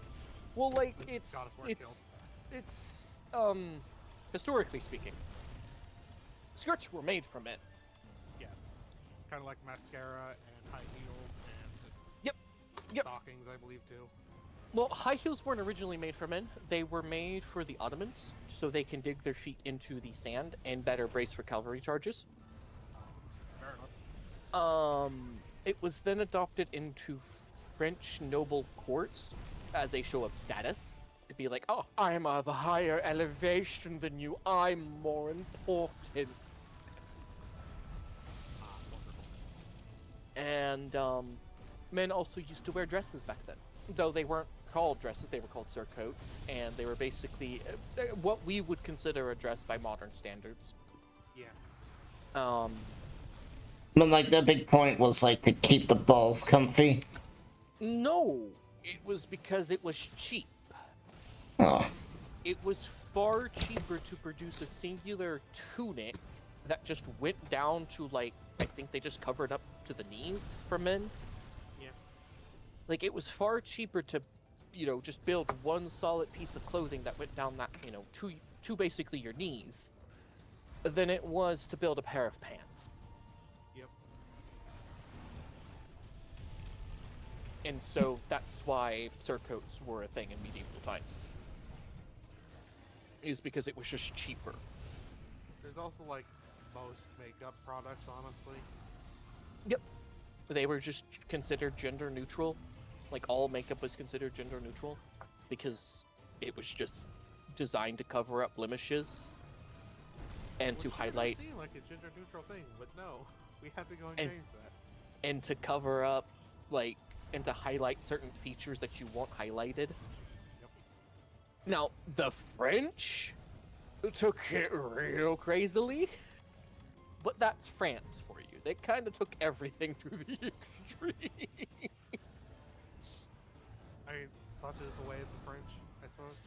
I mean, that's why the joke is, it's like, no one likes the French unless you're French or Quebec. Not even the French like the French. Yeah, I was like, holy, like the French hate the French. What the fuck do you mean? Yeah, they've had couple wars over that one. Alright, so maybe it's just everyone hates the French unless you're the Quebec. I think that's it. But it's like, no one likes the Quebec.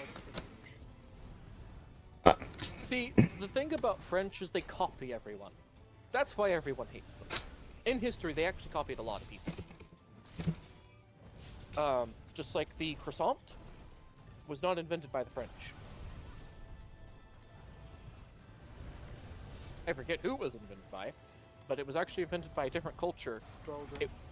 It wasn't very popular over there, so the baker that invented it took it to France, and it became very popular. And then French kind of just took it for themselves.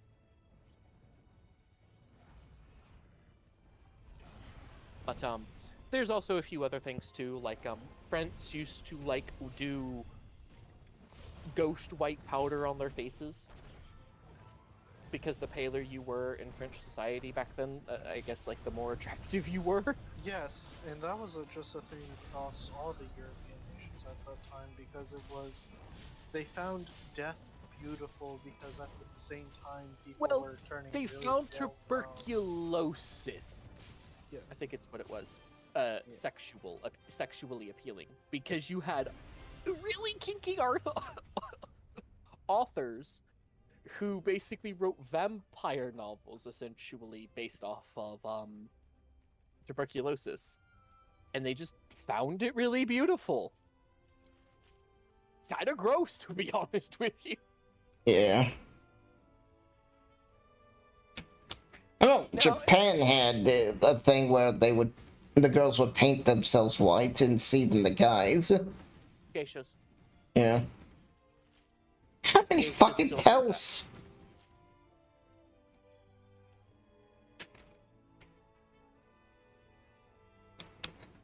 I just killed this creature. I got 3 tails off of it.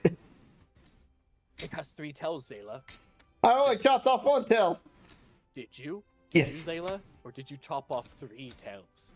And just didn't see all 3 tails that you chopped? I guess I chopped 3 tails because the other 2 must have been invisible or an illusion.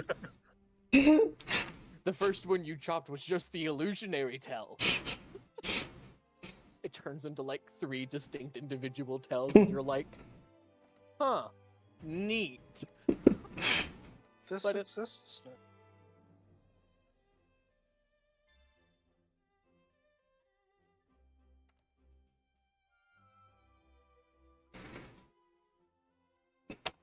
It's like the Mortal Kombat games where you go to uppercut and punch a guy's head off in 3, and you do it once, then twice, and then 3 times, and it's like, where did the other 2 heads come from?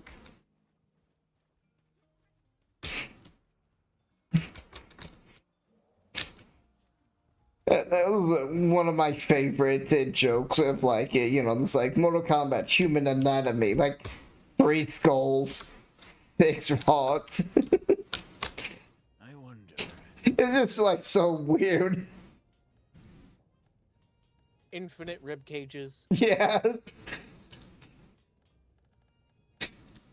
Someone even made a joke about that. It's like, yeah, one girl punches another and she breaks her boom bones, and Shokan's like, hang on. This doesn't seem right. And it looks at human anatomy, and it's like all the messed up jokes of all the Mortal Kombat, and then it's like, boob bones, females only. He goes, huh.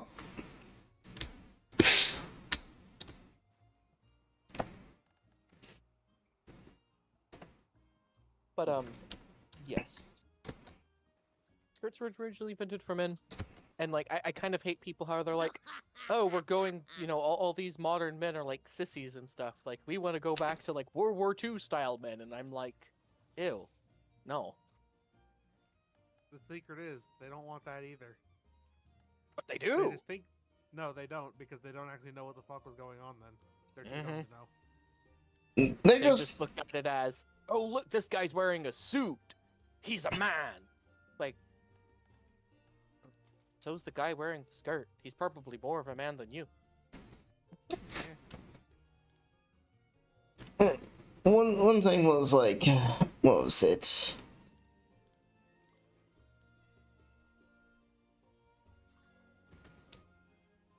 I can't buy that. Fuck.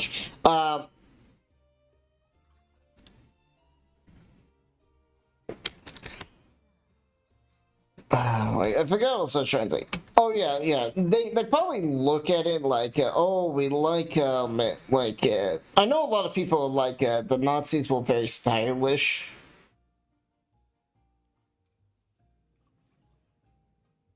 I mean, they were, but that's kind of because they hired an incredibly famous designer. Yeah. Okay. They did. You know what I the don't remember his okay? name because I could never. This is remember gonna sound. This is gonna probably sound kind of bad if you don't know like the full context of it, right? Or like don't know history very well. So I had a history teacher in school, and we were learning history about World War II. Yep. And she had a writing essay for us, and it was a what if question, right? Because she is actually a active historian. Like she actually was still going to college to be a like to get a doctorate in history, basically. Right. And so she had a question, and that her and one of like her college professor like talked about at one point, and that is, so take as an example all the advancements like Hitler did, right, or brought into fruition. Now, ignore the bad right now, right? Yeah. And just focus on those advancements. Now, imagine if he actually took his mind and actually did good with it. How much better do you think the world would actually be if Hitler actually used his intelligence for good? A lot better. I mean, I'm- depends on your point of view on how things would have turned out in this alternate universe. Let's say he didn't even do the World War II. But here's the thing: World War II spurred so many advancements that are crucial to modern society. Exactly. Yeah. So, Without World War II happening, we don't have a lot of things. We don't have the internet, I think. Well, I guess the big thing is like we won't have the internet. We don't have The com- modern rockets. we won't have miniaturization. Yes. Like We won't have. No, the transistor could still be invented. That part, and like computers could probably still be invented. It probably would be for different reasons. Yeah. It would have taken a lot longer too, because there's not like an immediate need for it. Exactly. Yeah, and Hitler So- did it. Blood plasma transfusion. Yeah. Yeah. I know Hitler did those ones, the transistor, because he wanted tanks on his radios on his tanks, which is what made the Blitzkrieg so effective. Yes. Yes. Radar. That's a pretty important one. Yeah. Radar wouldn't be as advanced as it was. But like, you know. Fucking it's- synthetic rubber. That's a huge one. Yes. Yeah. Yeah. Yeah. We wouldn't have synthetic rubber. Also, diesel wouldn't be. I don't think diesel would have been as widespread. Nope. Probably Or was not, that- because it's just Or not was that World needed. War One when it invented? Let's see. It might be World War One. Because I know like there's this whole diesel punk thing, but I can't remember if it spawned after, like during Diesel World War punk Two is or. World War II. Yeah. Yeah, I know that because specifically because I like diesel punk, but I don't actually know when diesel was invented. I would say World War II, because remember, the end of World War One was when the tank was invented, and it was still an experimental weapon. It was Okay, post-war. so diesel fuel was invented in 1892. It just didn't pick up till, Yeah. later. Because it just wasn't needed. Mm-hmm. Yeah.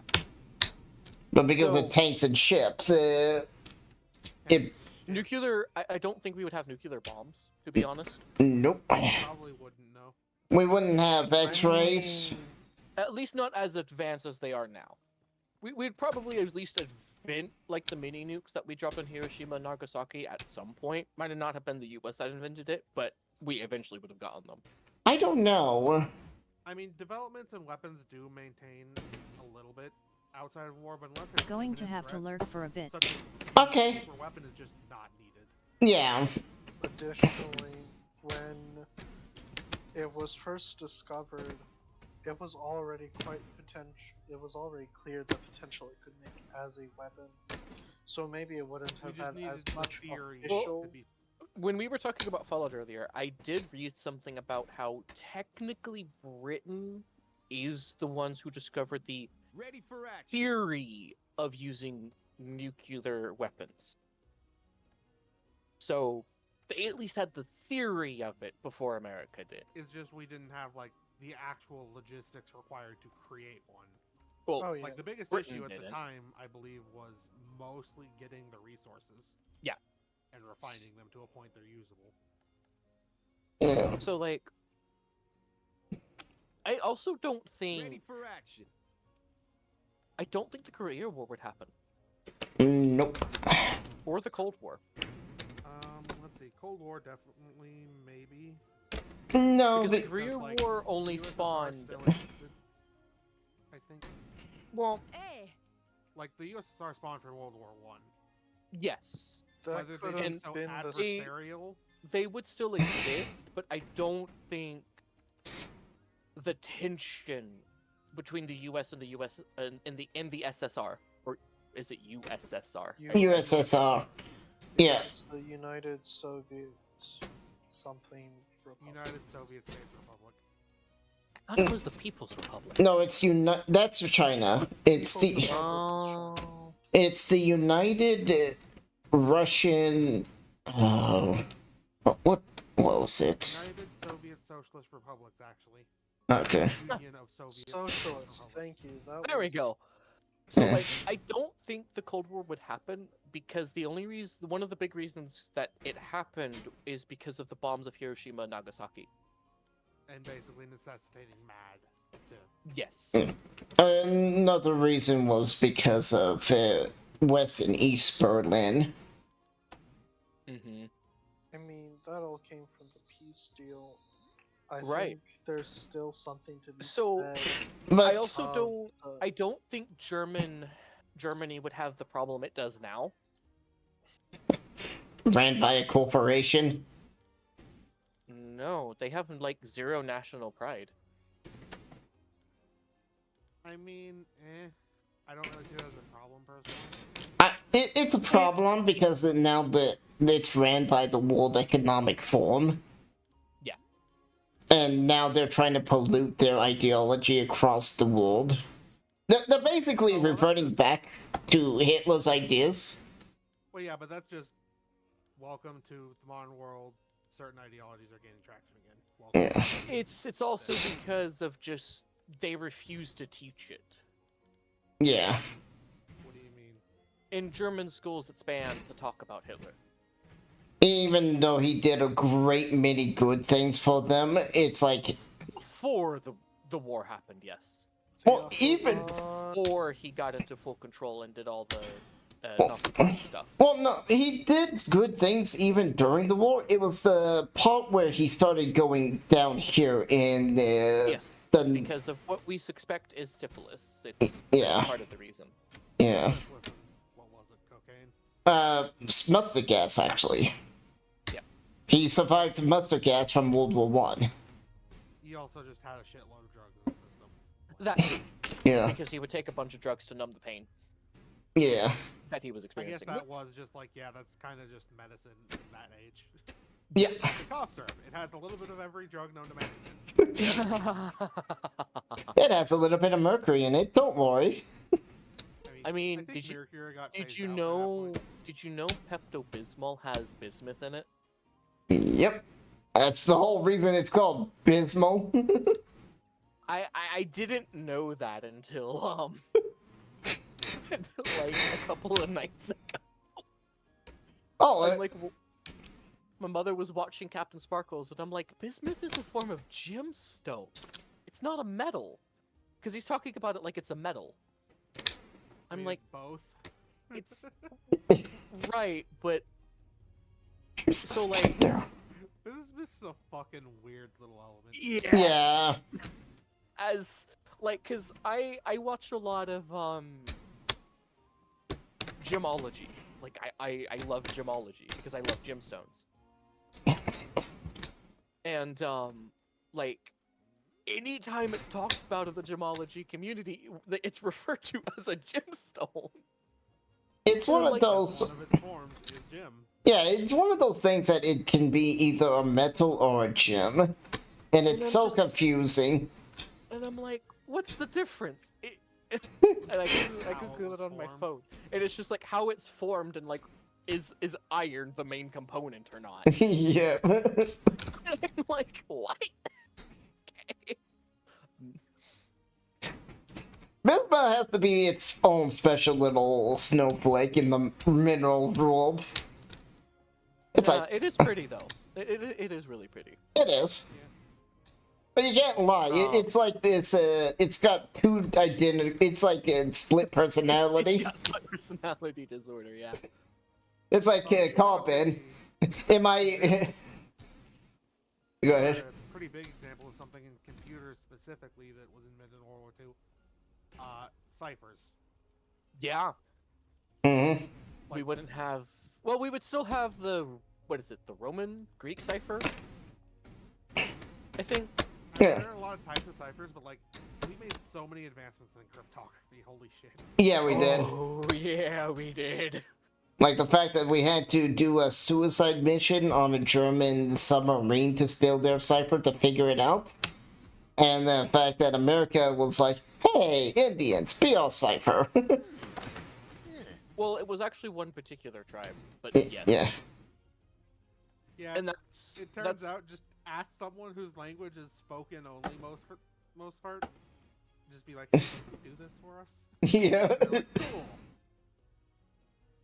It's like, I mean, that works. and that's what started the whole like deciding of modern. That's what sparked the interest in people wanting to document the Native American language. Yeah.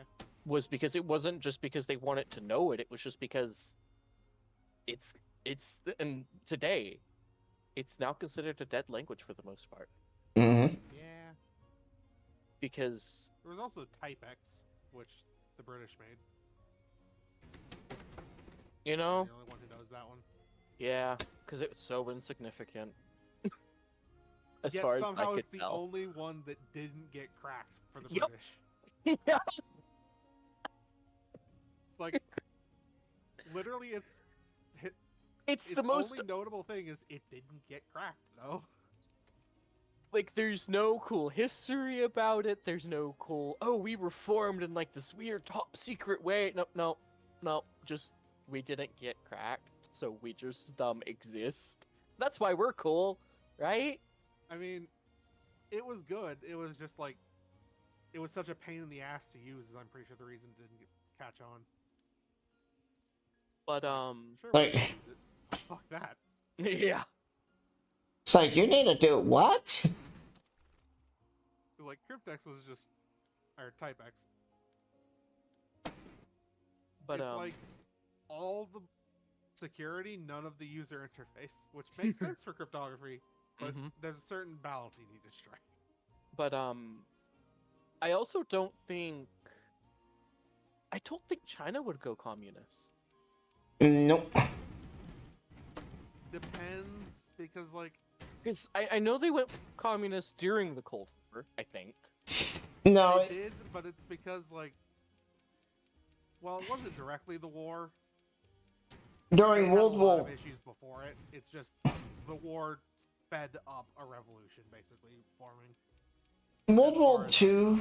World War II, China was at a two-pronged war. They were at war with the communists and war with Japan. Yeah. And the U.S. sending its pilots over there didn't help the situation that much. Is this before or after? I mean, I guess after the war because Japan's still here. No, it was during the war, because during the war, before Pearl Harbor, many of our pilots went to China as mercenaries. Yeah. And Anyway, though, the Chinese Revolution is fucking weird in how it happened. yeah. All of China's revolutions are weird.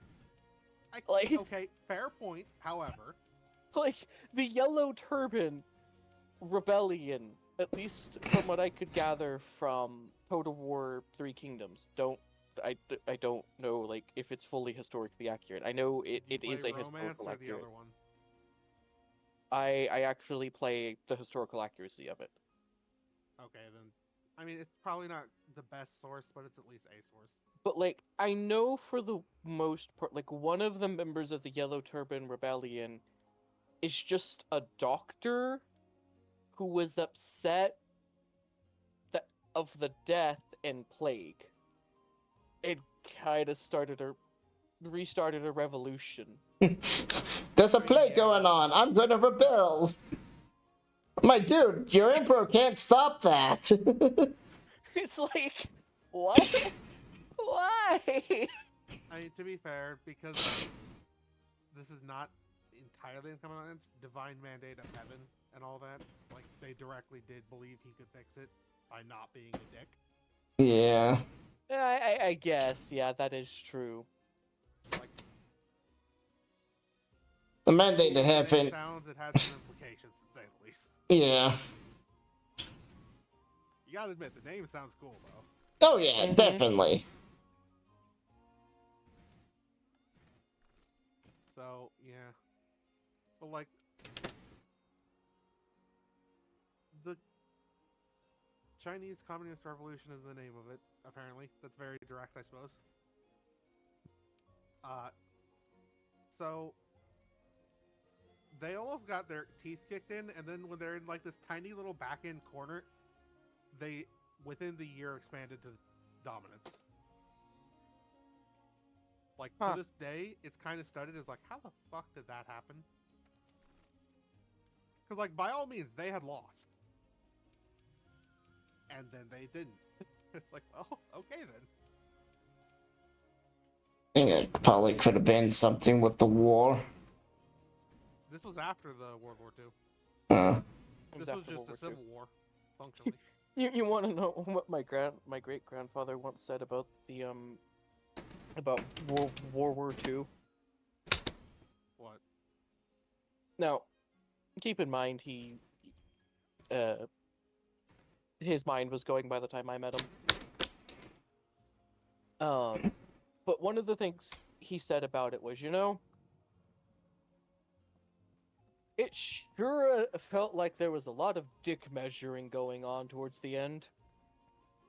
I mean, And- he's not wrong. I'm like, what? He's Because not. I would listen to him talk about the stories because he was a mechanic and he would repair things like aircraft, built bridges, tanks. He was a field mechanic. He just fixed on whatever he was told to fix. Okay.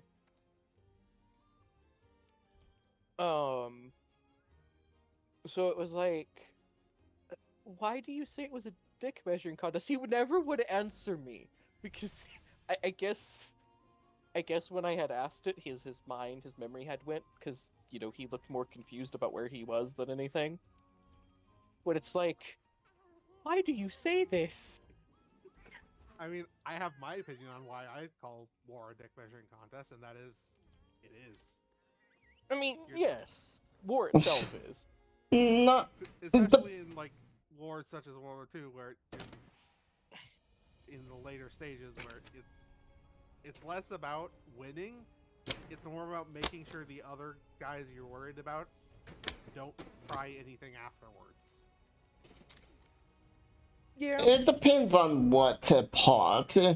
Like the bombs on Japan was to prevent a bloodbath on both sides.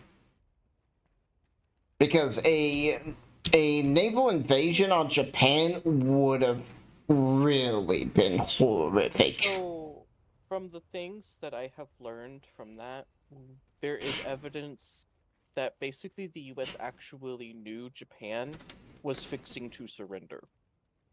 So there's a lot of things about that like Yes. Japan could not put up a fight at that point. They did not have the resources, for one. Especially after the attack of Pearl Harbor, because the U.S. beat them out of the Pacific. Yeah, the U.S. had functionally won the naval war, which was functionally the only thing they needed to win at that point. Because Japan, they had Air Force, but like most of it's gone now. Their pilots are doing weird shit, and they're trying to stop it somewhat. Yeah, the whole They physically can't, kamikaze though. thing. That was actually an honor in Japan. It depends who you talk to on it. Because, like, some of the generals were like, God damn it, our experienced pilot just killed himself for nothing. Yep. Because they weren't very effective. Actually, they were. The ones that were Not against properly... later stage ships. Against the newer ships, they were completely ineffective. The armor was just too strong, unless they hit something very lucky. Like the bridge or something like that. Not even the bridge. The bridge was armored as fuck. I think they were They supposed hit, to... like, ammo depots and ignite it. They were like dive bombing and hitting the soft part of the top end. And, I mean, that's damage, but it's not gonna stop it. They can just repair it. There's It's also the US case Army. of like they technically were losing more pilots with it than they could train. Mm. Like, the civilian populace was like, look at our brave heroes. And then the generals were like, can you stop, please, God, save us? Like, even several generals pretty much admitted after Pearl Harbor, well, we did that. We're gonna lose, though. We've got a time limit here. Well, the reason they did Pearl Harbor was for... Because they were on a time limit until the U.S. built up their forces enough. Well, So no. the reason they did Pearl Harbor is because they thought they could actually beat the U.S.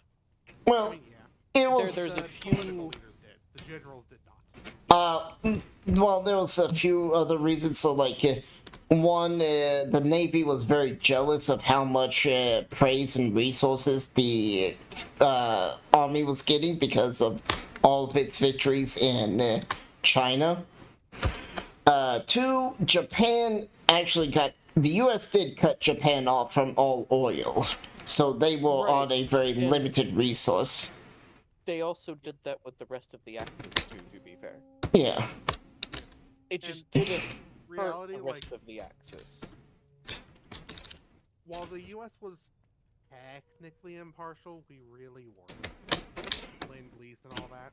Oh no, the only reason we didn't get involved with the war earlier was because Germany technically owed us a lot of money and we were trying to milk that out of Germany. I mean, No, some people might have there's- thought that, but it's more just like nobody wanted a war after World War No, no one in America wanted a war after the first one, and It wasn't a popular sentiment because it was the same thing as last time. It's just a European war. Yeah.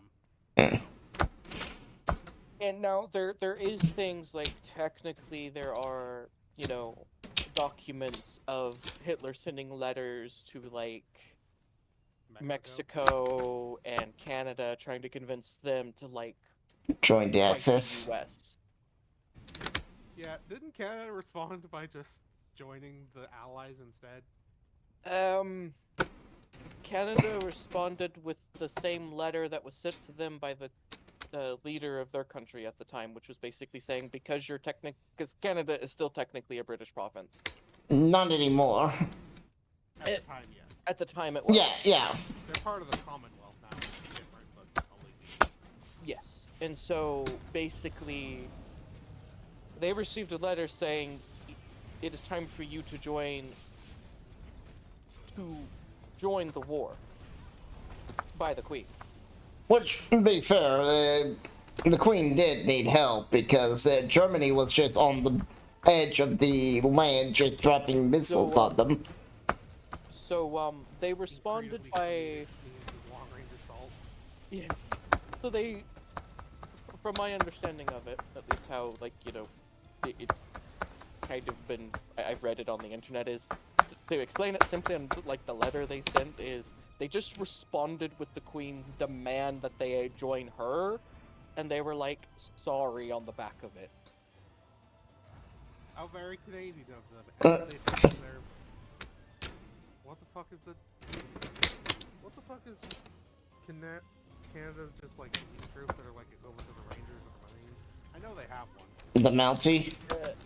The Mountaineers, or something like that, basically.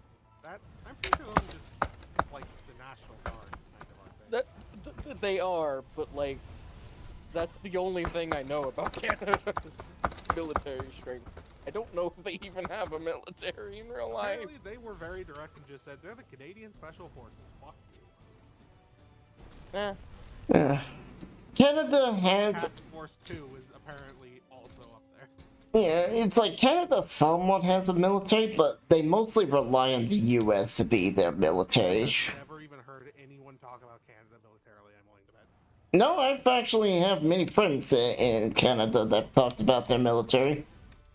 They say it's small. And very elite. Yeah, they have a lot of better special rates than forces. Basically, their special forces participated in a war game with several of the most elite US regiments in modern day. They kicked everyone's asses. I've never heard that. And I have many family in the military. Yeah, I mean, it's not exactly a point of pride that Canada showed up and beat the war game, unfortunately. No, my family would have told that. I mean, part of my family was in anti-espionage. And you know how they did that? Literally would break into military bases and steal the documents and hand it back and say, you're fucked. Oh, they're those guys. Yeah, fair enough. Those guys are fun. Weren't they established by like a guy who just... He basically was told, improve base security. He's like, okay. Anyway, how? We don't care. Just do it. Yep. And he's like, okay. He's like, huh, And he just breaking started into raiding these US military bases. breaking into these places is really fun, and I get to fire the person who fails. They're like, yeah, sure. Is that how we're gonna improve it? Yeah. Yeah, sure, buddy. But But I mean- it was a dangerous game too, because he doesn't tell anyone that they're coming. They just do it, and if a god sees them, they're shooting them on sight. Mm-hmm. But yeah, it's like my. I think they did give like the minor heads up of, hey, something's happening. Don't use live ammunition. No. The most they would be like, you better secure that, because they would what they would do is they would put it in like in their desk drawer. They're like, what? Why? Someone going to break in? You never know. And that was about as much of a hit. Yep. Yeah. Because basically, it was a empty. It was just a folder of like, I think what the people on the base or something like that is what it was. Like No. personnel file. No, it was actual real top secret documents. Because back then, the US really didn't know how to deal with top secret. Yeah. But like, Canada has a very elite military from what I've heard. I just don't know much about it in terms of size, so I don't think about it much. Yeah. They're of the opinion that if they need fodder, they can get it. If they need elite troops, that takes time. That's literally what their generals have stated openly. Now, They I need know fodder for war, they have it. Mexico doesn't have a military, unfortunately. I mean, they don't because they have no real need to. They're also controlled by the cartel. Yeah, exactly. If you try and invade Mexico, you're not fighting the Mexican military, you're fighting the cartels. Yep. Yeah. Yeah. And the cartels beat the Mexican military, for the record. Oh yeah. Yeah. That's why they don't have one anymore, because they got beaten by the cartels. To be fair, most of the Mexican military was part of the cartels. Yeah. The cartel has literally like one member of everyone's family as a member of the cartel. That is literally a rule. I honestly don't know that much about them, but I do know All the I cartels know are is they sell drugs. That's all I know. I mean, everyone knows they sell drugs. Good point. Yes, but like that's all I know about them because I don't want to look up much because I don't want them coming for me. Thank you very much.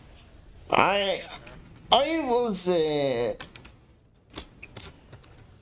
only reason I knew stuff about them was because I wasn't doing like illegal drugs, but when I was wanting to do business with them, the US had cut production of a medicine I need to, basically flip.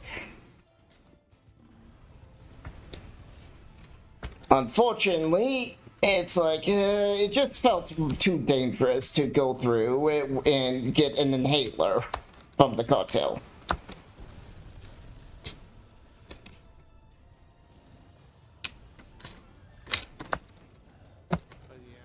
But yeah, we at one point, because my asthma was getting so bad, thought about going to them. I mean, they can certainly get their hands on it. The price is not worth it. I mean, it's that or death, but we found out that moving me to a warm client was a good alternative as well. Exactly. But like, it's that's what they tried to do. Of course, because like, I think one of the like biggest, I do know this much, when Pearl Harbor happened, what's his name? Fucking Prime Minister during World War II for Britain. Churchill. Yeah. Churchill, when that happened, he literally sat down in his chair, propped his feet up, cracked open like this vintage whiskey, opened like this his most expensive cigar, and said, "Cheers, lads! We just won the war."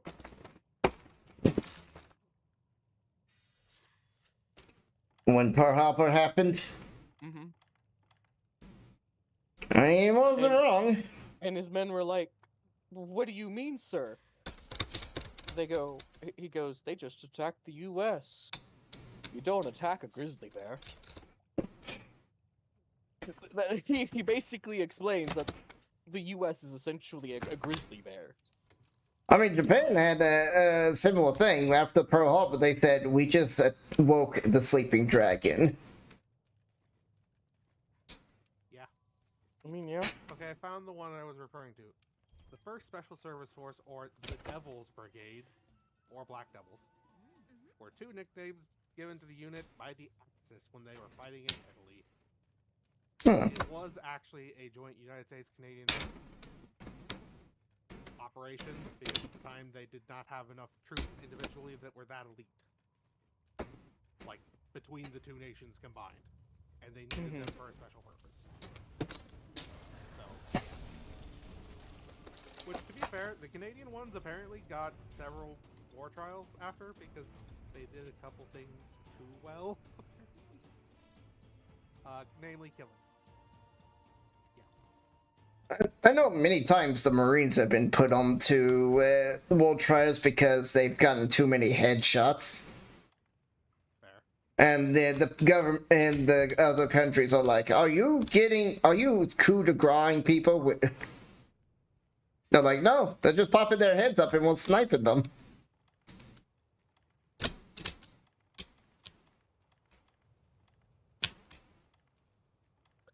No, I mean, not wrong.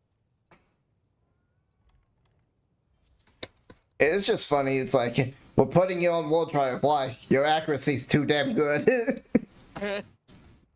Oh crap, now I gotta figure out how to do this crap. No, I don't know how to do this. Oh yay.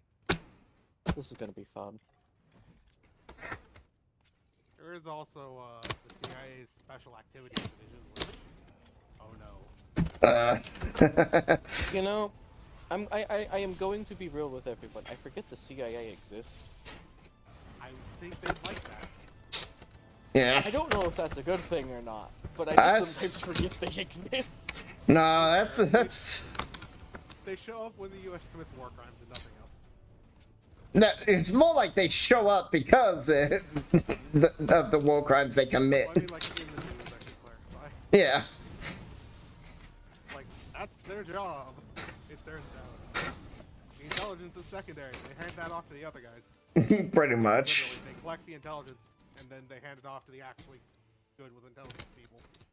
Isn't what the FBI or is that the no wait NCAS is like naval Yeah. No. affairs. Yeah. So the CIS are basically people who operate outside the U.S. The FBI are the ones who operate in the U.S. But they're pretty much the same things. Bureau of Intelligence and Research, otherwise known as INR. They do not actually have operatives such as like the CIA or FBI or any of the other agencies. They collect and collate information from the other agencies and make deductions from that. They are literally our best. So they're like. They're the ones who study all the data. Look at the information collected from every other of our major intelligence agencies and figure out what's happened, basically. So, they're secretaries. I mean, secretaries who can predict, hey, this war doesn't actually have, like, a purpose. And then give them the war for it, actually. This war doesn't have a purpose. Let's do it. Well, no. In the invasion of Iraq, they were the only intelligence agency to call that as, like, yeah, so it's not gonna fly, dude. There are no weapons of mass destruction here. By all information we have. Yeah. We were the only one that were correct, it turns out. Everyone else agreed. After this, every other intelligence agency got a little bit reformed, because the US was kind of pissed that every other of their agencies fucked up. Frankly, reform wasn't the thing we needed. We needed to disband. Well, I mean, to a certain point, intelligence agencies are needed, but Yeah. just how the world works nowadays, you need intel.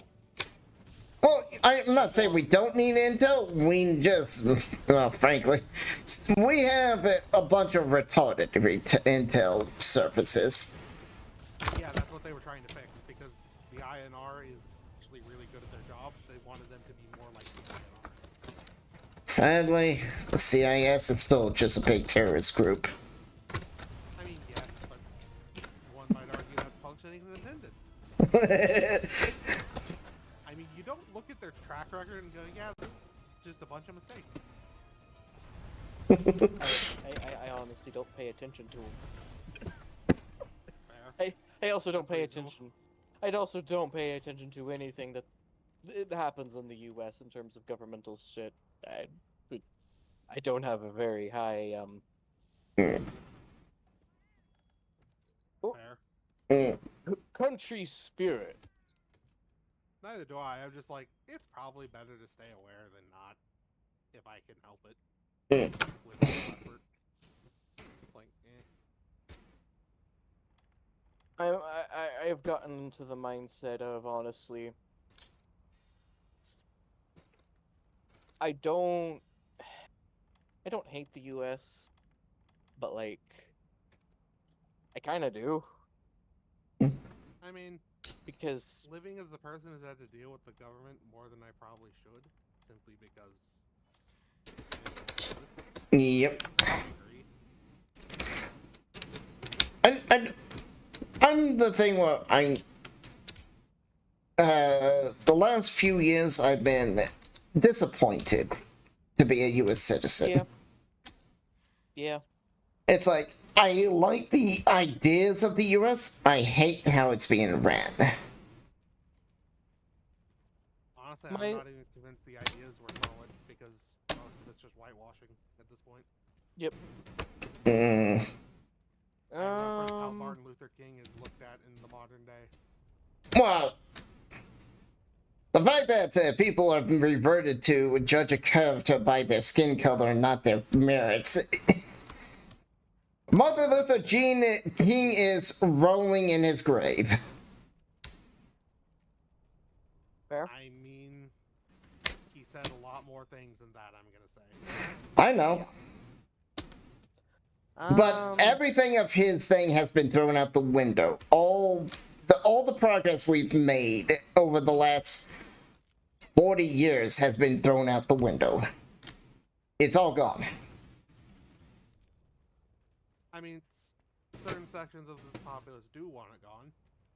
Others do not. And now we're dealing with the ramifications of that. Mm. We have two wildly distinct mindsets, basically. Mm-hmm. Mm-hmm. How that resolves itself, we'll find out. Hopefully. How do I change this on a computer? I have never actually had to do this. Change what? Try and change? I was trying to put Cyberpunk on the bigger monitor than the little tiny laptop monitor. That is your main monitor. I don't know how to do that, and I'm in a game right now. And I'm trying to adjust the dialogue so I can actually hear people, because for some reason all of my audio is only coming out of the left speaker of my headset. Oh, that. Yeah, I got no clue. That sounds like a headphone issue? It's the port connectors are actually very loose. Like, I could literally, like, they're literally just sliding out. Oh. Yeah, that's probably a connection issue then. Just like it's not connected technically.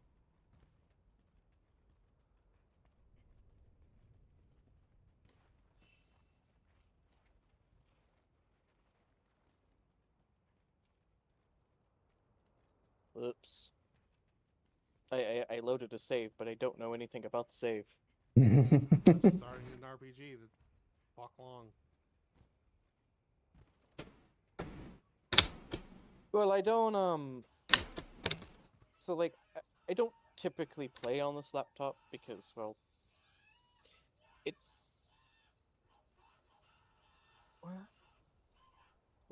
What?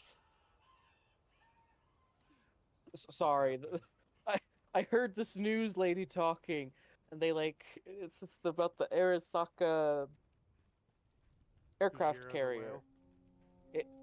whale? Yeah. What about it? She's talking about why they moved it over here. It's like because they're afraid that someone might harpoon it for scientific research over there in Japan, and I'm like, what? Yep, that's the voice line. I'm surprised you played Cyberpunk and not heard it yet. Yeah. Well, so, like, Maybe you just never actually listened to the whole thing, I suppose. it's so my desktop can't run it. Even after all of its updates, it runs like it did on day one. Let's put it that way. That's how bad the graphics get. I think I'm one of the luckiest people when it comes to bugs. Because I hardly ever get bugs. So, I Either don't get either. no bugs, or my game does not launch. Yeah. I'm on that.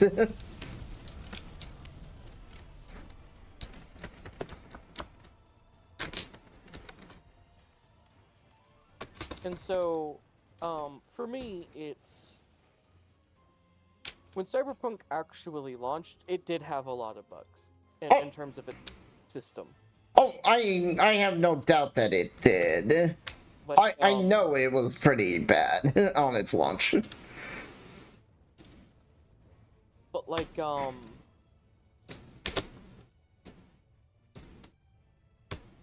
I don't know. What difficulty am I supposed to play on?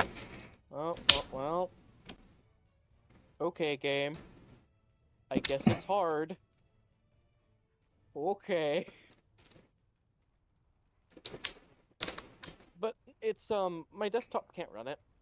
And so the only thing that can is is this laptop. Which, Duran knows the history of this laptop. I can't say it because you're streaming it, Sayla, but, it's technically, from, like, a police auction. That's all I can say. Legally. Well, police auction's illegal. Yes.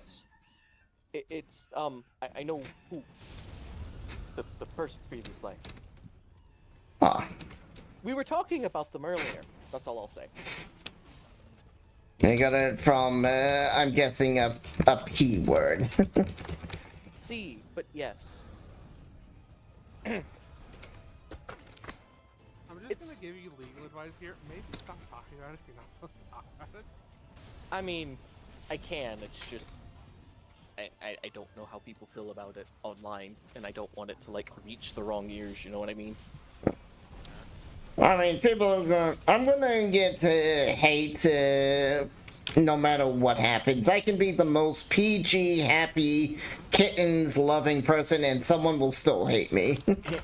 Yes. So Or is I that will. old comic of like, "Hello world, kill you." Yeah. That's like, I'm here to bring sunshine's happiness and rainbows. Kill yourself, what? Mm-hmm. Like, yep, the wonder of the internet. There you go. I said it in the text chat of this voice channel. I can't quite look right now. That's fine. But anyway, so my desktop can't run it. Now it probably could if it had more than 2 gigs of RAM. But it sadly doesn't. Yeah, because Windows eats 6 of your 8 gigs. Well, it's for some reason it has Windows 64-bit instead of 32-bit, which is what it's supposed to run.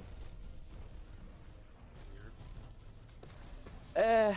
Long story short, at one point in time, they were talking about, this is when, like, they were talking about forcing people to upgrade to Windows 11 when it first came out. Yeah. And it definitely could not run Windows 11. So I had, like, because I was like, well, crap, if they're literally going to force us within the next update, like they were talking about, I went to Linux. And, well, Linux didn't take on my computer. It didn't take on the motherboard, so I had deleted my OS. And Rippy dippy. my mother had an old hard drive from one of her old computers that still had an installation of Windows on it. I just need a horn. Stop giving me down. Well, you're hitting the wrong part, clearly. Right? I broke both Um, its horns. So like we it's like she resetted the Windows key, right? So, it didn't belong to her account anymore for that hard drive. And we put it in my computer, and we didn't check to see what Windows it was. Come to find out, it was Windows 64-bit. So the 4 gig hard RAM stick that my desktop has, well, it's all gone, leaving me 2 gigs to run everything.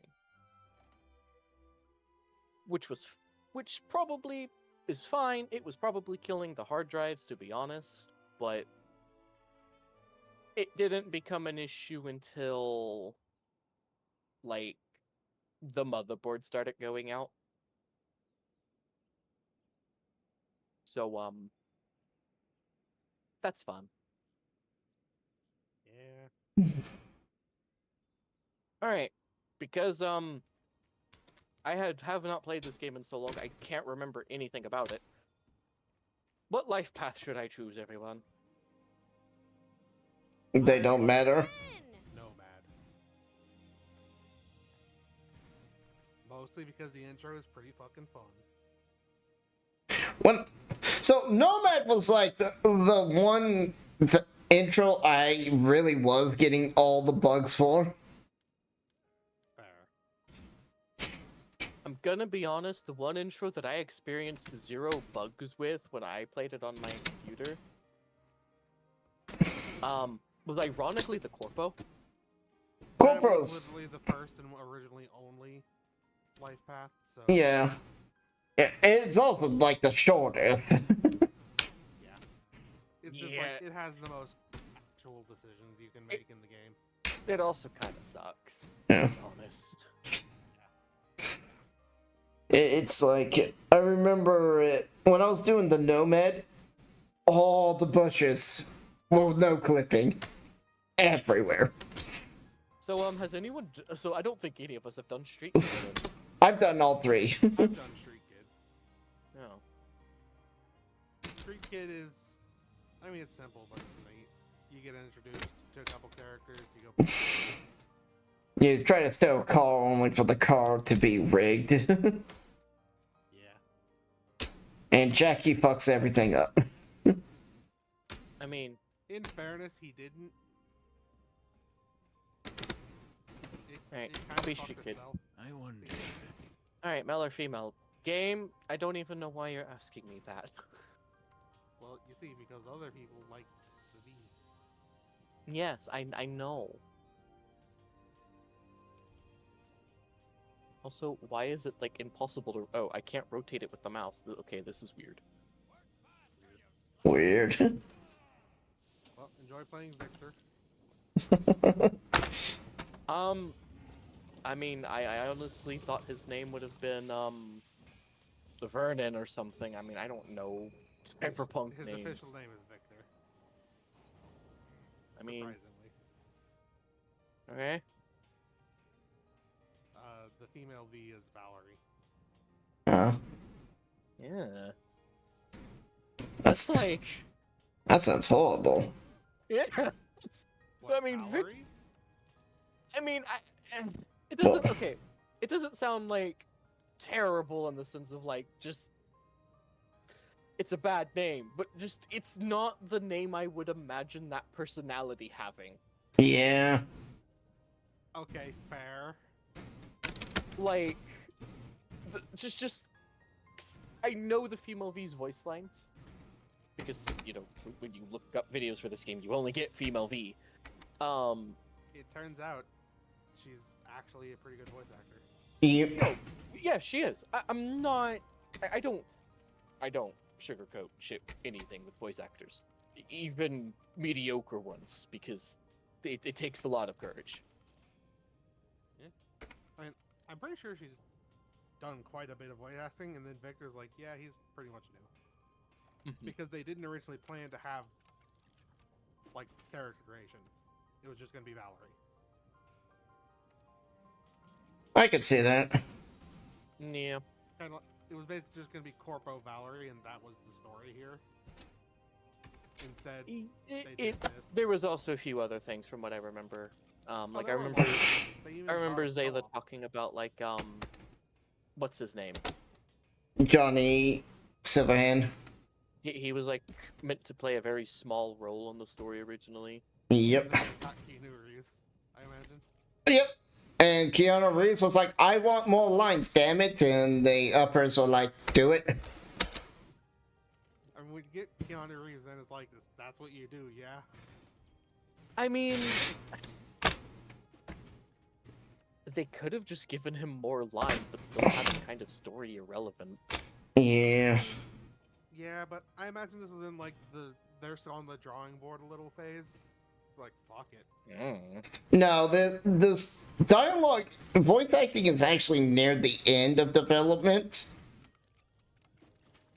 I mean, considering the time it took, I wouldn't be surprised if they remade several parts of the game. Oh, they had to. They had to, because, like, the whole, part one, the first act was supposed to be a multiple branch story that drastically changed a good chunk of the game, if not the entire thing. But they had to, like, scrap all of that. Yeah. Because it took, like, what, a decade in fucking development? No! So, Cyberpunk is this weird game that the developers wanted to start working the moment Witcher 3 ended. The board did not. Because, Witcher. Yep. So Development. Ironically, a game about fucking over corporations got fucked over by a corporation. Yep. So the game started development after the second DLC or expansion for The Witcher 3. Which is... It has metallic hair? Yep. Hi. No clue. Because Chrome. Yeah, basically. Okay, yeah, that honestly checks out from having playing Cyberpunk 2020. Chrome, yeah. Yeah. I mean, I'm you, more of a Shadowrun guy, but such is life. It's all Chrome. I've It's I've Chrome all the way never down. I've never read or played anything with Shadowrun. Shadowrun. Shadowrun's good. I still prefer... I mean, I have a Shadowrun board game actually. I'll send you my copy of some stuff if you want. Like, read. I mean, That's actually what the tabletop rulebooks for tabletop RPG is for. yeah. It's for y'all to post y'all's own rulebooks and stuff too. I can post also my 5th edition of it. I have every Shadowrun 5th edition book. Okay. I just have the core. Yeah, I have every I think I shall Shadowrun go 5th with edition. emerald green hair. Because Fair. I don't know, it's my favorite color. I Also, have the why Shadowrun 6e core, that's the Seattle edition too. Which, if you've never done Shadowrun, I'm gonna suggest look at the 6e core before anything else. After Seattle edition. Because, like, the lore is there. It's mostly, like, the mechanics that kind of got the ball dropped on. Which they mostly fixed via editing. Mhm. Which, for those who don't know, Shadowrun got acquisitioned in a deal by the current owner of Shadowrun. But they had to buy Shadowrun unwillingly to get BattleTech. So BattleTech's doing great. They've got plenty of support, and then Shadowrun's just like, they exist. We'll pay some amount of attention to this. Yeah. Not much. all I know is that you play 5th edition. I heard nothing about the other editions, so that's all I've been Edition told. is not something I'd recommend for a newcomer. Yeah. That's just what I've been told by the one person I know who played it originally back in the day, and it's not you, Zayla, it's just my Yeah. friend To Obi. say this lightly, Shadowrun has a similar issue to 40k where there are a lot of grognards. Community-wise. Grognars? A lot of you. Parts who refuse to accept change is good. It's just a term for them, basically. Oh. Like, people Yeah, who that think hurts my because it's eyes. old, it's better, type thing. Even if it's categorically not. I know. What was it? Was it which was the latest one? 6th edition Shadowrun is the latest. Okay, that's probably the one I heard a lot of bad things about. Probably, yeah. Because at launch, it was the travesty. They have fixed it largely. Like, it's still got some quirks, but so does every edition of Shadowrun. Well, the thing I was hearing the most was people complaining about the massive overhaul of a lot of mechanics that players liked.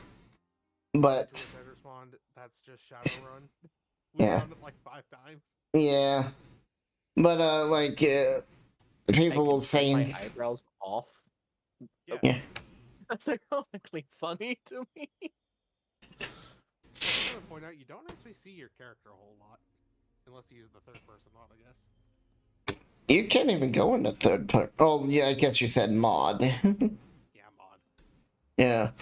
It's one of those weird things where it's like, I'm a person who just spends a long time in character creation, Yeah. regardless if I see my character or not.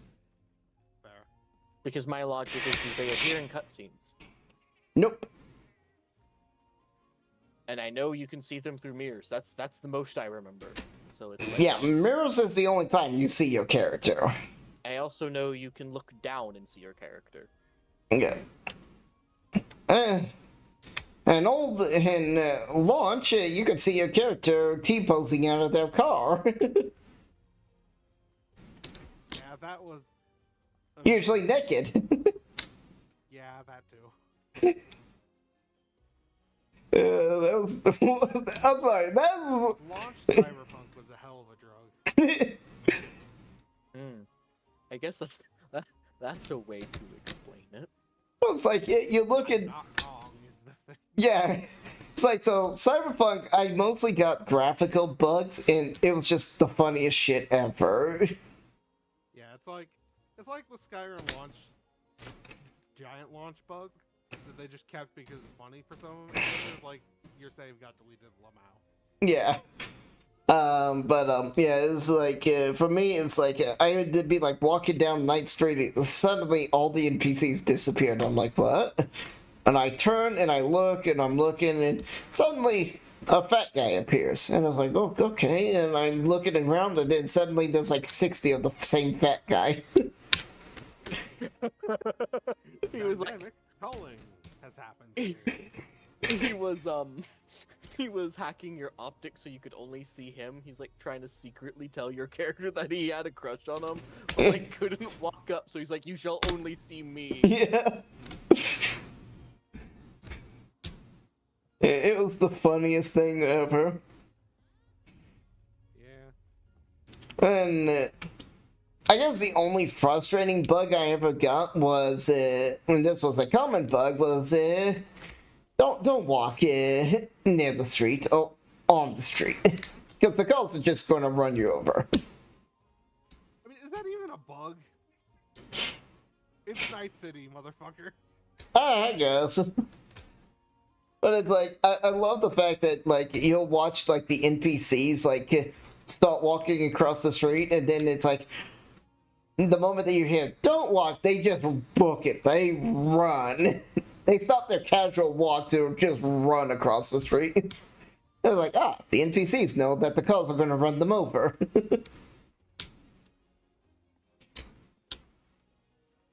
Oh, and I guess this was another frustrating bug with the cars. They would just randomly get stuck on nothing. So you would just have a big pileup of cars honking at each other because one car just decided to stop driving. Never could figure out what that was. You fire your gun at the car and the person definitely started driving afterwards, but before then, it's like they just suddenly decided to stop driving and just park their car in the street. It's like, this is a perfect place to stop my car and have a nice cup of tea. What it is it was a British driver and it was 4 and it's time for tea. Must have been. But it's always frustrating when you're trying to drive somewhere and then the cars just stop and you're like, what's going on? Especially on the freeway.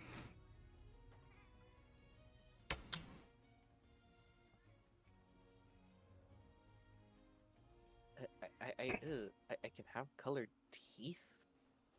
Yes. Yep. Also no teeth. Yep. Cyberpunk lets you have all sorts of chrome. But if you want no jaw and a chrome jaw instead, well, you can't have that.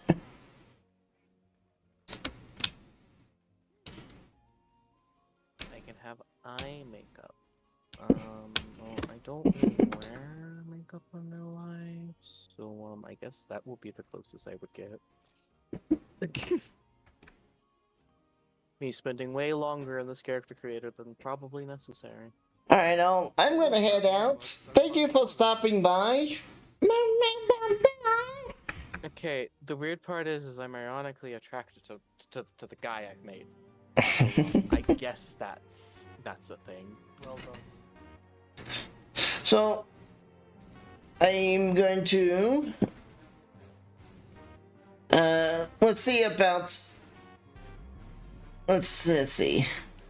Yeah, we got enough for at least a raid on YouTube. Oh, not YouTube, but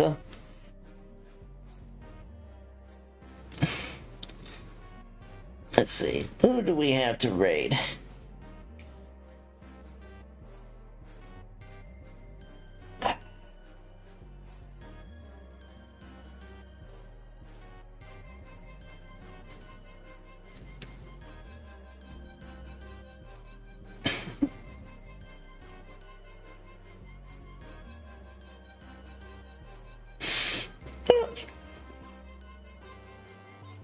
Oh, I don't get to raid tricks all that often.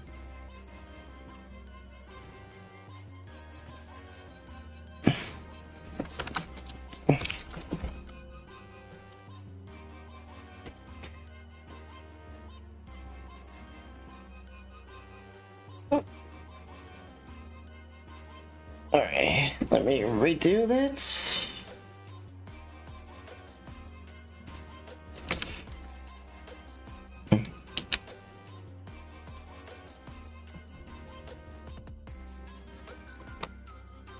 There we go. Let's give Trick some love. Thank you all for coming by. I'll see you guys all later. I will be streaming again tomorrow. Oh wait, I'll stream somewhat tomorrow. I'm planning to fall asleep early tomorrow because at the end of the day, well, before the end of the day, about mid-afternoon, I plan to take a nap or a sleep so that I can wake up and start a midnight to midnight 24-hour stream on Thursday midnight to Friday midnight, basically, 24 hours about that time, for my birthday. Friday is my birthday. I will be having a birthday stream on Friday. I would like to continue. I would love to see you guys there. We're going to be doing some Monster Hunter. We're going to be doing some VR chat. We're going to be doing a few things. But I am very grateful for you guys sticking around and having me here. But it's time to give Trick some love. I'll see you guys later. Bye!